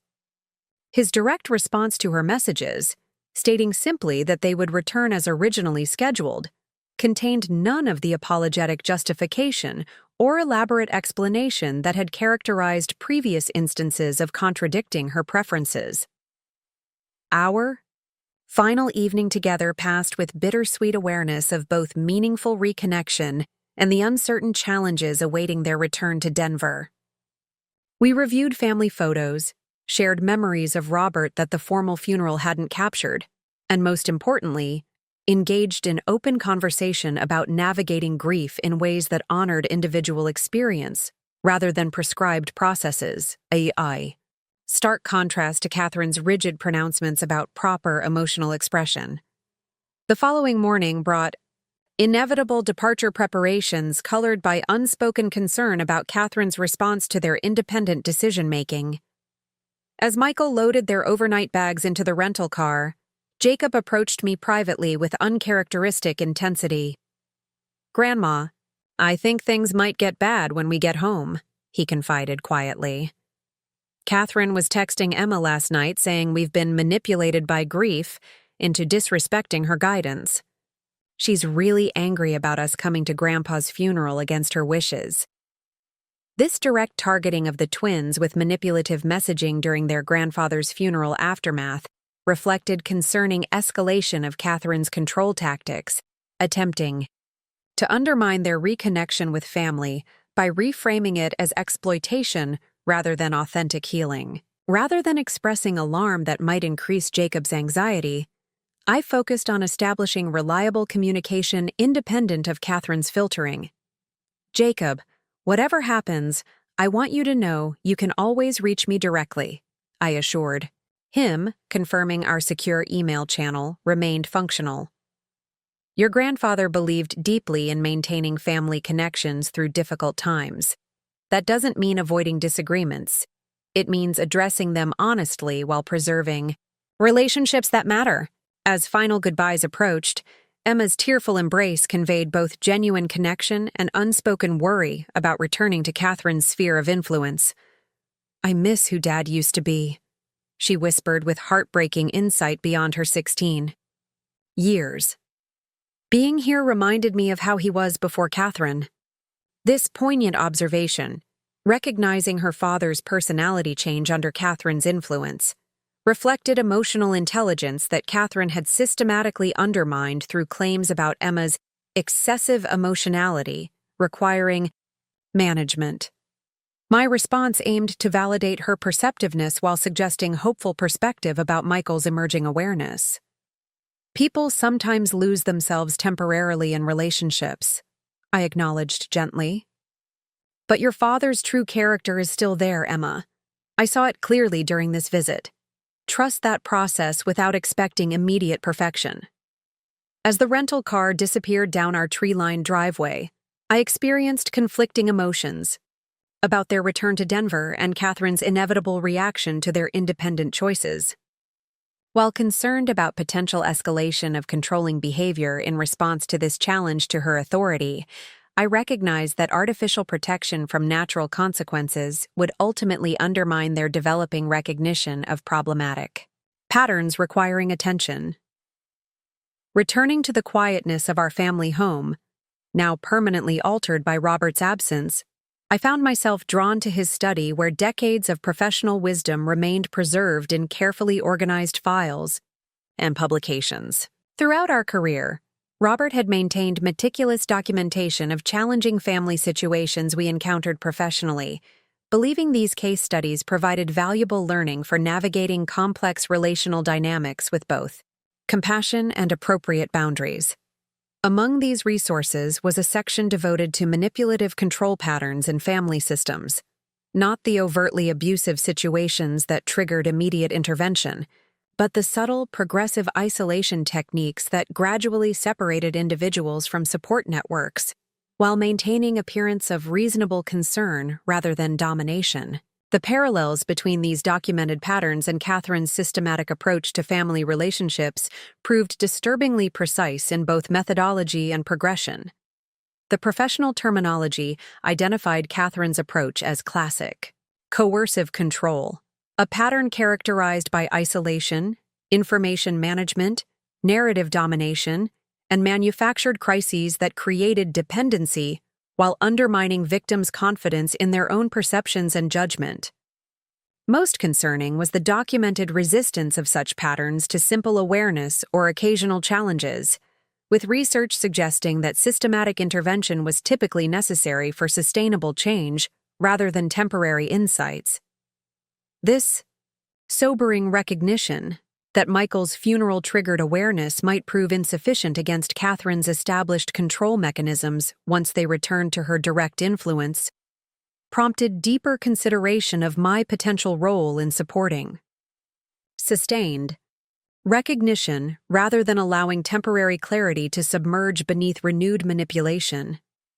Throughout my career, advising families through difficult transitions, I had maintained careful distinction between appropriate support and inappropriate interference in adult relationships.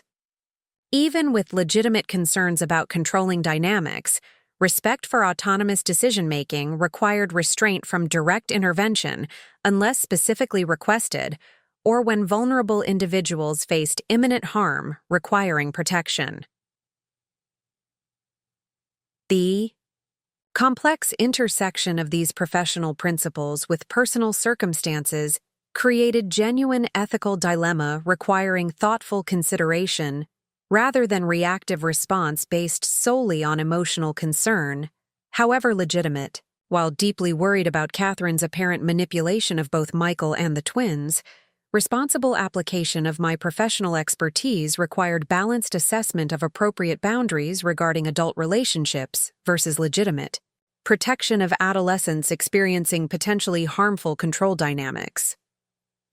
2 days after their return to Denver, this theoretical consideration became practical necessity when Jacob contacted me through our secure email channel with concerning update about the situation following their return home.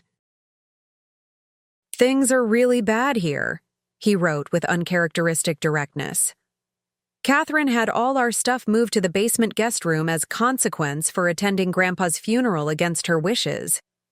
She's saying we demonstrated we can't be trusted with normal privileges, so we're grounded indefinitely with no electronics except for school assignments that she monitors. Dad tried arguing but ended up apologizing to her instead.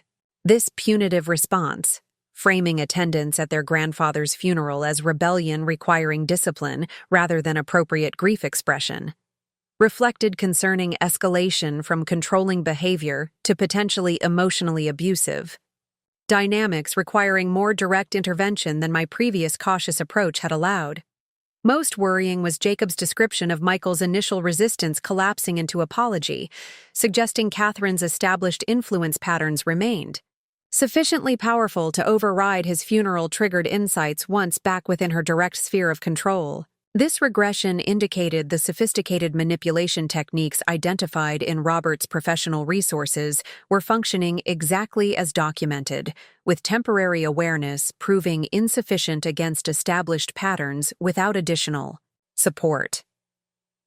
Dad made Catherine breakfast in bed this morning and kept apologizing for undermining her parental authority by taking us to Grandpa's funeral, Jacob continued with evident distress.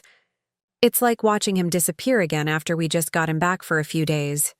Emma's having panic attacks, but Catherine says she's emotionally manipulating everyone and needs to develop appropriate coping skills instead of excessive emotional displays.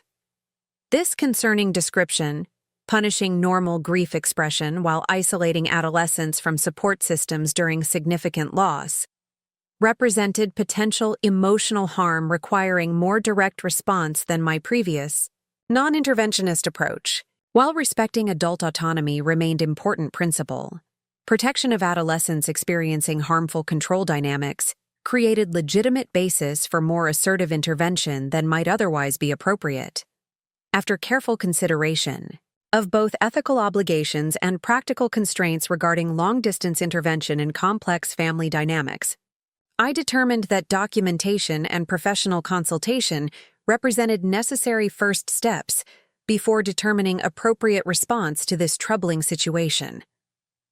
Drawing on decades of professional experience managing challenging family circumstances, I compiled detailed chronology of concerning patterns I had directly observed: systematic isolation from extended family relationships, information control through communication filtering, reframing normal adolescent emotions as problematic behaviors, requiring management, and most recently, punitive responses to appropriate funeral attendance framed as disciplinary issues rather than grief expression.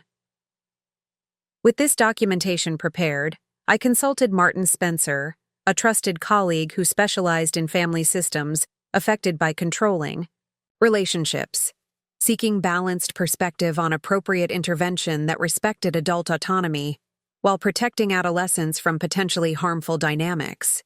The situation you're describing raises legitimate concerns about emotional well-being, particularly for the adolescents involved, Martin confirmed after reviewing my detailed documentation. While direct intervention in your son's marital relationship remains problematic without his specific request for assistance, the grandchildren's direct outreach for support creates different ethical considerations regarding appropriate response. This professional validation, confirming legitimate basis for more direct intervention regarding the twins while maintaining appropriate boundaries concerning Michael's marriage, provided crucial framework for developing measured response that addressed genuine concerns without overstepping important relational boundaries. Following Martin's recommendations, I prepared comprehensive resources addressing both immediate support for the twins experiencing inappropriate restrictions during grief and longer-term strategies for Michael potentially ready to recognize concerning patterns once Catherine's initial punitive response diminished. This balanced approach acknowledged the reality that sustainable change required Michael's authentic recognition rather than external pressure, while still providing tangible support for the twins experiencing immediate distress. Jacob's subsequent communications revealed escalating concerns about Emma's emotional state under Catherine's restrictive approach to grief expression. She's hardly eating and cries herself to sleep every night," he reported with brotherly concern beyond his 16 years. Catherine's telling Dad that Emma is using grief manipulatively to avoid normal responsibilities, but she's genuinely not okay right now. This characterization of normal grief as manipulative behavior represented particularly concerning misrepresentation requiring more direct intervention than my initial cautious approach had provided. After consulting again with Martin regarding appropriate response balancing non-interference in adult relationships with protection of adolescents experiencing potentially harmful dynamics, I determined that direct outreach to Michael regarding Emma's concerning symptoms represented legitimate intervention based on professional standards rather than merely personal concern. My carefully crafted email focused exclusively on Emma's reported symptoms without direct criticism of Catherine's approach, framing the communication as professional consultation regarding adolescent grief response rather than challenging parental authority. Michael, Jacob has shared concerning information about Emma's current emotional state following Robert's death.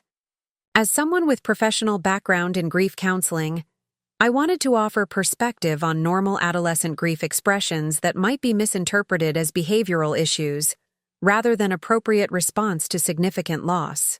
The measured approach, offering professional perspective without direct accusation, aimed to bypass Catherine's potential framing of grandparent concern as interference, while providing Michael access to information potentially helping him distinguish between legitimate parenting approaches and concerning mischaracterization of normal grief reactions. Michael's response came surprisingly quickly, suggesting possible private communication outside Catherine's awareness. "Mom, things are complicated. Here right now. Catherine and I have different perspectives on how the kids should process Dad's death. Can you call my work number tomorrow at 2 p.m.? I could use your professional perspective without creating additional household tension." This direct request for consultation, specifically mentioning my professional background rather than merely maternal concern, created appropriate opening for more substantive intervention than would otherwise be justified without explicit invitation. The reference to household tension suggested growing awareness of problematic dynamics despite apparent regression into apologetic accommodation observed immediately after their return. Our phone conversation the following day revealed Michael struggling to reconcile Catherine's controlling approach with his emerging recognition of its harmful impact on the twins during their grandfather's death. A conflict creating internal tension between restored awareness triggered by Robert's funeral and established patterns of deferring to Catherine's judgment regarding parenting decisions. "Emma's really struggling," he acknowledged with painful honesty. "Catherine keeps saying she's being manipulative and needs firmer boundaries instead of emotional coddling. But what I'm seeing looks like normal grief that's being invalidated, instead of supported. I don't know how to address this without creating bigger conflict when our relationship is already strained from the funeral situation." This genuine confusion, recognizing concerning dynamics while feeling uncertain about appropriate response, reflected the challenging intersection of Catherine's established control patterns with Michael's emerging awareness of their harmful impact. Rather than offering directive advice that might create dependent decision-making rather than restored autonomy, I focused on providing professional framework for distinguishing between appropriate parenting approaches and, potentially, harmful mischaracterization of normal grief reactions. Adolescent grief often manifests differently than adult expressions, I explained, drawing on professional expertise rather than maternal concern. Emotional intensity, physical symptoms like sleep disruption or appetite changes, and apparent regression in coping skills represent normal responses rather than behavioral issues requiring discipline. The most harmful approach during adolescent grief is invalidation, treating legitimate emotional responses as manipulation or attention-seeking behavior. This professional framing, presenting established psychological understanding rather than personal opinion, seemed to resonate with Michael's inherent knowledge of healthy family dynamics, temporarily obscured by Catherine's influence. His response reflected growing clarity about the disconnect between her approach and appropriate support during significant loss. "That's exactly what's happening," he confirmed with increasing confidence in his own perceptions. Catherine keeps treating their grief as behavioral problems needing management instead of emotions requiring support. "I've been feeling something was wrong with this approach, but doubting my judgment when she presents everything with such absolute certainty." This critical insight, recognizing Catherine's confidence as potential control mechanism rather than superior understanding, represented significant restoration of Michael's capacity for independent assessment that had been systematically undermined throughout their relationship. Building on this emerging clarity, our conversation expanded to include broader patterns beyond immediate grief responses, with Michael gradually articulating recognition of concerning control dynamics affecting multiple aspects of family functioning. "I need to make significant changes," he concluded with determination that suggested substantial shift from his previous acquiescence to Catherine's dominance. "The kids deserve better support during Dad's death than what they're currently receiving. I've been prioritizing Catherine's preferences over their genuine needs, and that has to stop regardless of the relationship consequences." This decisive statement, placing his children's well-being above relationship accommodation, reflected remarkable transformation from the pattern of deferring to Catherine's judgment that had characterized recent years. While recognizing that sustained change would require ongoing effort against established influence patterns, this clear prioritization created foundation for potential restoration of healthy family dynamics, regardless of Catherine's response to challenged authority. As our conversation concluded with specific strategies for supporting the twins' grief without creating unnecessary relationship conflict, Michael expressed gratitude that transcended the immediate situation to acknowledge the broader pattern of family disconnection Catherine had engineered. "Thank you for not giving up on us, Mom," he said simply. "Catherine convinced me that your interest in the kids was about controlling them rather than loving them. I can see now how completely backward that was. She was describing her own behavior while projecting it onto you." This profound insight, recognizing projection as manipulation tactic rather than legitimate concern, suggested depth of awareness that might prove sustainable despite Catherine's established influence techniques. While acknowledging the significant challenges ahead in addressing these complex family dynamics, this fundamental recognition created foundation for potential healing that Catherine's funeral exclusion attempt had inadvertently catalyzed rather than prevented. The following week brought evidence of Michael's commitment to meaningful change rather than temporary insight, with Jacob reporting significant shifts in household dynamics that suggested genuine reclamation of parental authority, previously surrendered to Catherine's dominance. "Dad moved all our stuff back upstairs and told Catherine the punishment for attending Grandpa's funeral was completely inappropriate," Jacob reported with evident relief. "He's taking Emma to a grief counselor tomorrow even though Catherine keeps saying it's unnecessary and will reinforce emotional weakness instead of building resilience. It's like having our real dad back." This concrete action, directly contradicting Catherine's punitive approach with appropriate support, reflected courage in implementing insight despite inevitable relationship conflict such independence would create after established patterns of deference. Most encouraging was Michael's willingness to seek professional support for Emma rather than continuing to accept Catherine's harmful mischaracterization of normal grief as manipulative behavior requiring discipline rather than compassion. Over subsequent weeks, Michael's communications revealed both progress and challenges in reclaiming healthy family functioning, despite Catherine's escalating attempts to reassert control through increasingly dramatic tactics. His weekly updates described systematic implementation of appropriate grief support for both twins, alongside gradual restoration of normal teenage activities and responsibilities previously restricted under Catherine's punitive approach to funeral attendance. Catherine's response keeps fluctuating between tearful victimhood and cold anger, he reported with growing clarity about manipulation tactics previously accepted without questioning. One day she's crying about being undermined and disrespected. The next, she's threatening to leave because I've chosen my mother over my wife. Recognizing these as control tactics rather than legitimate grievances has been crucial to maintaining perspective during this difficult transition. This sophisticated awareness, identifying emotional manipulation strategies rather than accepting them as authentic expressions, suggested depth of insight that might prove sustainable despite Catherine's established influence techniques. Most encouraging was Michael's recognition that maintaining appropriate boundaries represented necessary protection for his children's well-being, rather than merely personal preference or family loyalty conflict, as Catherine attempted to characterize. His emerging independence. 6 weeks after Robert's funeral, Michael arranged a private lunch meeting that would prove transformative for our understanding of Catherine's concerning patterns and their broader implications beyond immediate family dynamics. His expression when entering the restaurant reflected both determination and underlying anxiety, suggesting significant information requiring careful discussion.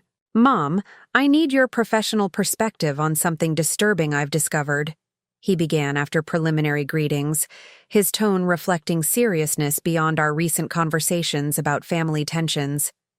While organizing financial documents, as part of creating more clarity in our household, I found evidence that Catherine has been systematically depleting accounts designated for the twins' college expenses, redirecting substantial funds to undisclosed purposes over the past 18 months. 3 months after Robert's funeral, I sat in my attorney's office reviewing the final documents that would forever change my family's trajectory. The manila folder before me contained conclusive evidence of what Michael had discovered that day. At lunch, Catherine had systematically diverted over $180,000 from the twins' college funds into private accounts accessible only to her. Bank statements, transfer authorizations bearing Michael's suspiciously perfect signature, and application documents for loans using the family home as collateral painted a disturbing picture, extending far beyond emotional manipulation into criminal territory. The forensic accountant's report is definitive, Thomas Jenkins, my longtime attorney, explained solemnly.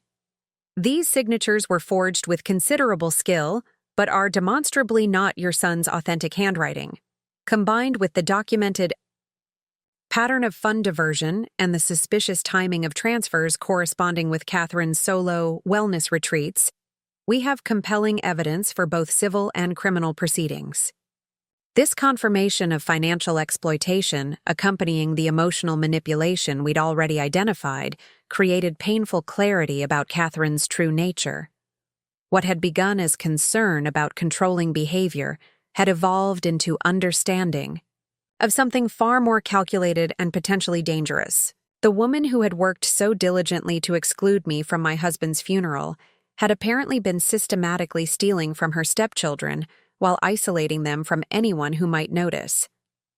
Michael's discovery had triggered profound transformation. In his perspective, moving from confused awareness of problematic dynamics to decisive action protecting his children from someone who had betrayed their trust at the most fundamental level. His immediate response, securing remaining assets, documenting the evidence, and seeking both legal and psychological support, reflected restoration of the decisive father he had been before Catherine's influence. "We don't need to decide about criminal charges today," Thomas reminded me gently, recognizing the weighted silence that had fallen as I absorbed the full implications of these revelations. "The documentation is secured if Michael chooses that path. The immediate priority remains protecting the twins' remaining assets and ensuring Catherine cannot access additional funds while legal proceedings continue." This measured perspective, focusing on practical protection rather than punitive response, reflected Robert's lifelong approach to difficult situations.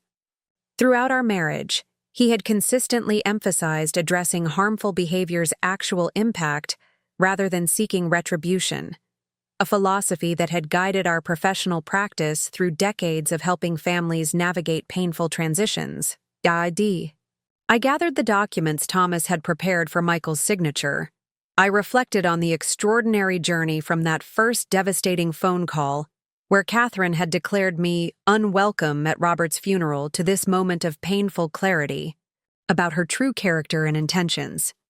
The woman who had given me reason to cry through unprecedented cruelty had inadvertently triggered a chain of events revealing her systematic exploitation before it could completely devastate the twins' future. The drive to Michael's new apartment, REI, modest two-bedroom he'd secured immediately after discovering Catherine's financial deception, carried emotional weight beyond the legal documents in my passenger seat.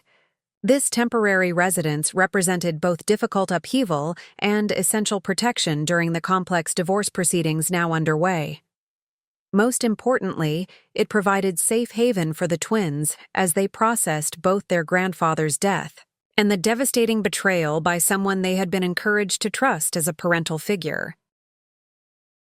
Jacob answered my knock with characteristic directness that had survived Catherine's attempts to suppress his natural personality. "Dad's helping Emma with her art portfolio," he explained, ushering me inside the simply furnished living space. "The therapist said maintaining normal activities is important right now, even with everything else happening." This commitment to supporting Emma's artistic development, previously dismissed by Catherine as impractical distraction from more marketable skills, reflected Michael's renewed appreciation for nurturing his children's authentic interests rather than imposing external expectations. Throughout the apartment, evidence of this philosophical shift appeared in subtle details. Jacob's engineering books spread across the dining table, Emma's artwork prominently displayed rather than relegated to her bedroom, and family photographs, including several featuring Robert that had been conspicuously absent from their previous home. Michael emerged from Emma's bedroom, his expression reflecting both the strain of recent months and underlying determination that had characterized his response to Catherine's betrayal. After greeting me with genuine warmth, he invited me to join him in the kitchen while the twins continued their activities, creating private space for discussing the legal documents I'd brought. Thomas explained these established temporary financial protection while the forensic investigation continues, he confirmed after reviewing the papers. The restraining order prevents Catherine from accessing any remaining family assets until court proceedings determine final distribution. His matter-of-fact approach to these practical matters reflected remarkable resilience in addressing Catherine's exploitation without becoming consumed by understandable anger that might otherwise derail necessary protective measures. Throughout this painful process, Michael had maintained focus on his children's well-being above all other considerations, including pride or desire for retribution that might have complicated already difficult circumstances. "The kids are doing better than I expected," he offered as he signed the final document, shifting conversation toward the human impact of these developments rather than merely legal considerations. "The therapist says their previous experience, losing Stephanie, actually created some resilience for navigating this betrayal. They'd already learned that life can change fundamentally without warning." This professional perspective, recognizing previous loss as potential source of strength rather than merely accumulated trauma, reflected sophisticated understanding of resilience development that contrasted sharply with Catherine's simplistic characterization of their grief as weakness, requiring suppression rather than integration. "Emma's art has transformed," Michael continued, genuine pride replacing the careful neutrality Catherine had trained him to display regarding his daughter's creative pursuits. "Her therapist says the portfolio she's developing shows remarkable emotional processing through visual expression. The school's art director is helping her prepare applications for summer intensive programs that Catherine had dismissed as impractical indulgences." This specific reclamation, supporting Emma's artistic development against Catherine's dismissal, represented meaningful restoration of parental values temporarily suppressed under controlling influence. Throughout our recent interactions, similar examples had emerged across various aspects of family life. Jacob's renewed participation in community science initiatives, previously restricted due to excessive time commitments, regular video calls, With me without Catherine's monitoring or editing, and most fundamentally, open discussion of emotions without fear of having legitimate feelings labeled as manipulation or weakness. As our conversation continued, Michael revealed significant personal growth beyond practical management of Catherine's betrayal. "I've been working with a counselor myself," he acknowledged with refreshing directness that contrasted sharply with the guarded communication style that had developed during his marriage. "Understanding how I became vulnerable to this level of manipulation has been painful but necessary. The counselor says my grief after Stephanie died created perfect conditions for someone like Catherine to establish control through offering certainty during chaos. This sophisticated self-awareness, recognizing personal vulnerability patterns without assuming excessive responsibility for Catherine's calculated exploitation, reflected remarkable psychological growth within relatively short time frame.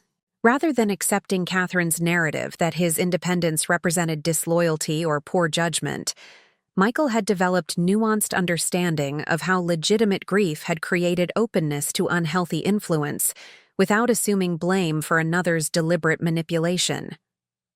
"The counselor helped me understand something important," he continued thoughtfully. "Catherine didn't create my vulnerability. She exploited natural vulnerability that exists during significant loss.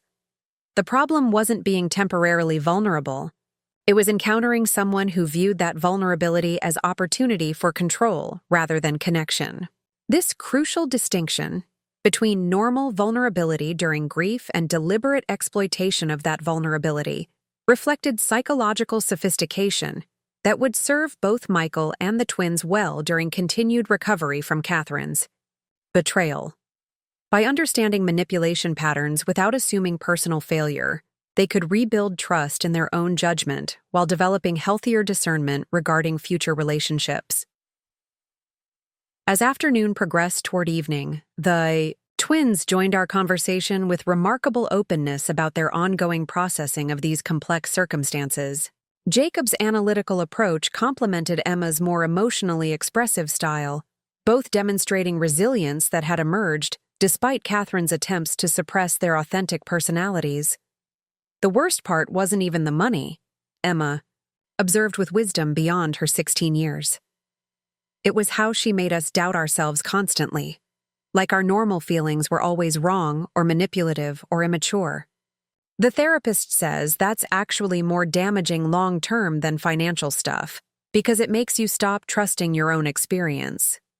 This profound insight, recognizing emotional manipulation's lasting impact beyond tangible exploitation, reflected sophisticated understanding that would support her continued healing.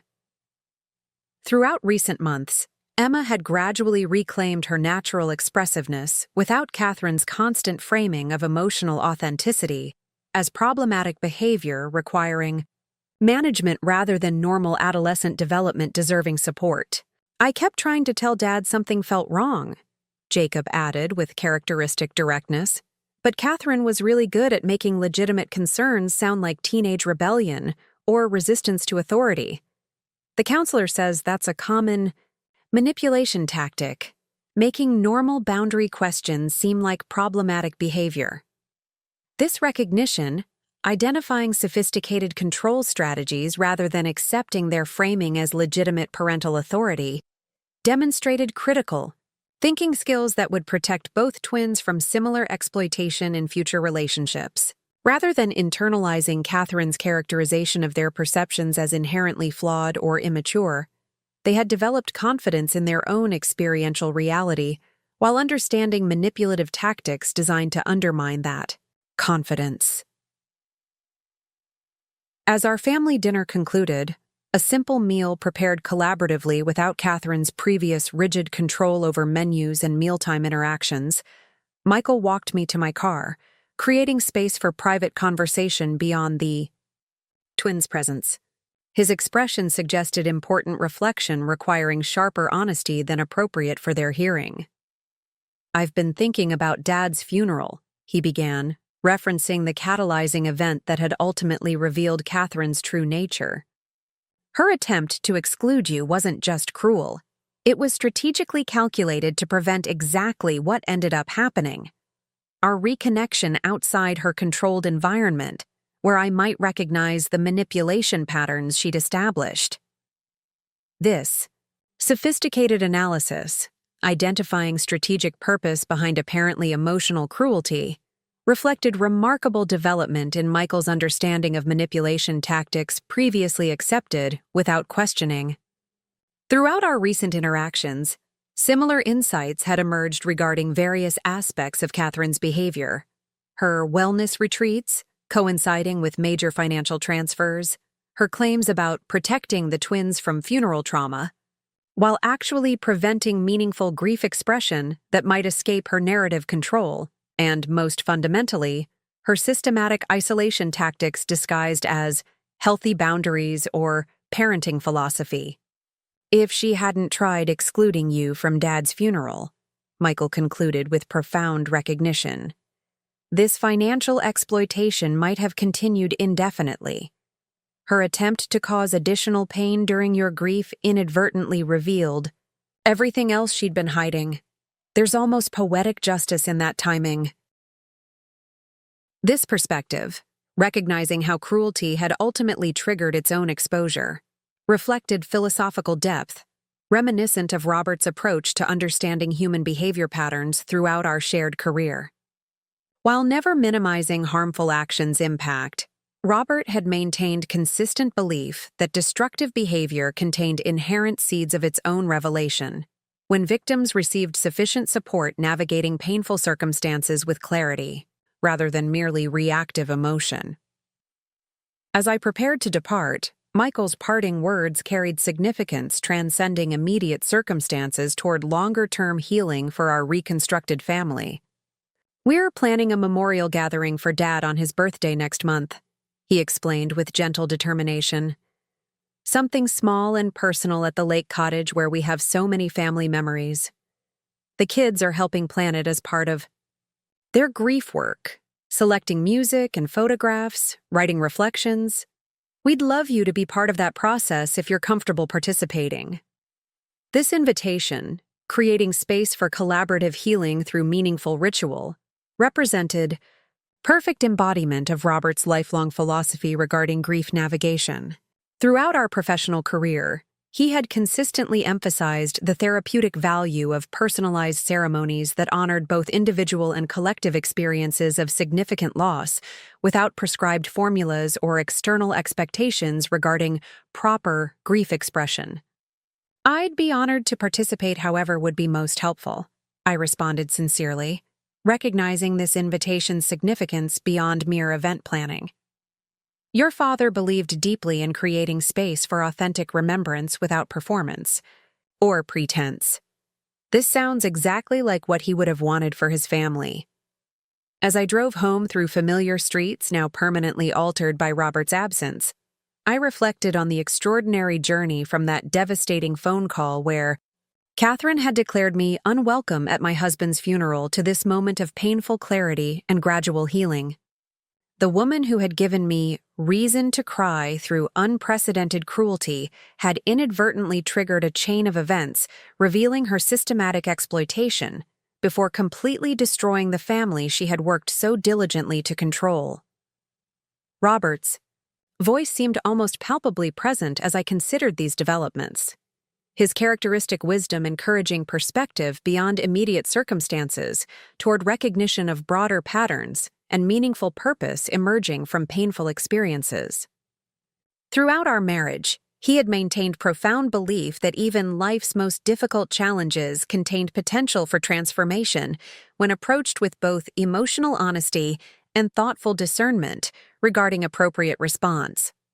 1 month later, our small family gathered at the lakeside cottage that held decades of shared memories, creating the intimate memorial celebration Michael had envisioned. Unlike Robert's formal funeral with its necessarily public dimensions, this private ceremony created space for expressions too personal for broader audience, inside jokes that captured his quirky humor, unfiltered stories of family vacations gone comically wrong, and most importantly, honest acknowledgement of the complex emotions surrounding not just his death, but the painful revelations that had followed. Emma had created a beautiful memory, book combining photographs spanning Robert's lifetime with written reflections from family members, including several elderly clients who had sent touching letters about his impact on their families during difficult transitions. Jacob had compiled a playlist of Robert's favorite music, an eclectic collection ranging from classical pieces he'd loved to the embarrassingly sentimental 70s ballads he'd unashamedly enjoyed, despite our teasing. As afternoon sunlight filtered through lakeside trees that had witnessed countless family gatherings throughout decades, Michael raised a toast that perfectly captured both our grief and emerging healing. To Dad, he offered simply, who taught us that meaningful ceremonies honor both what we've lost and what remains.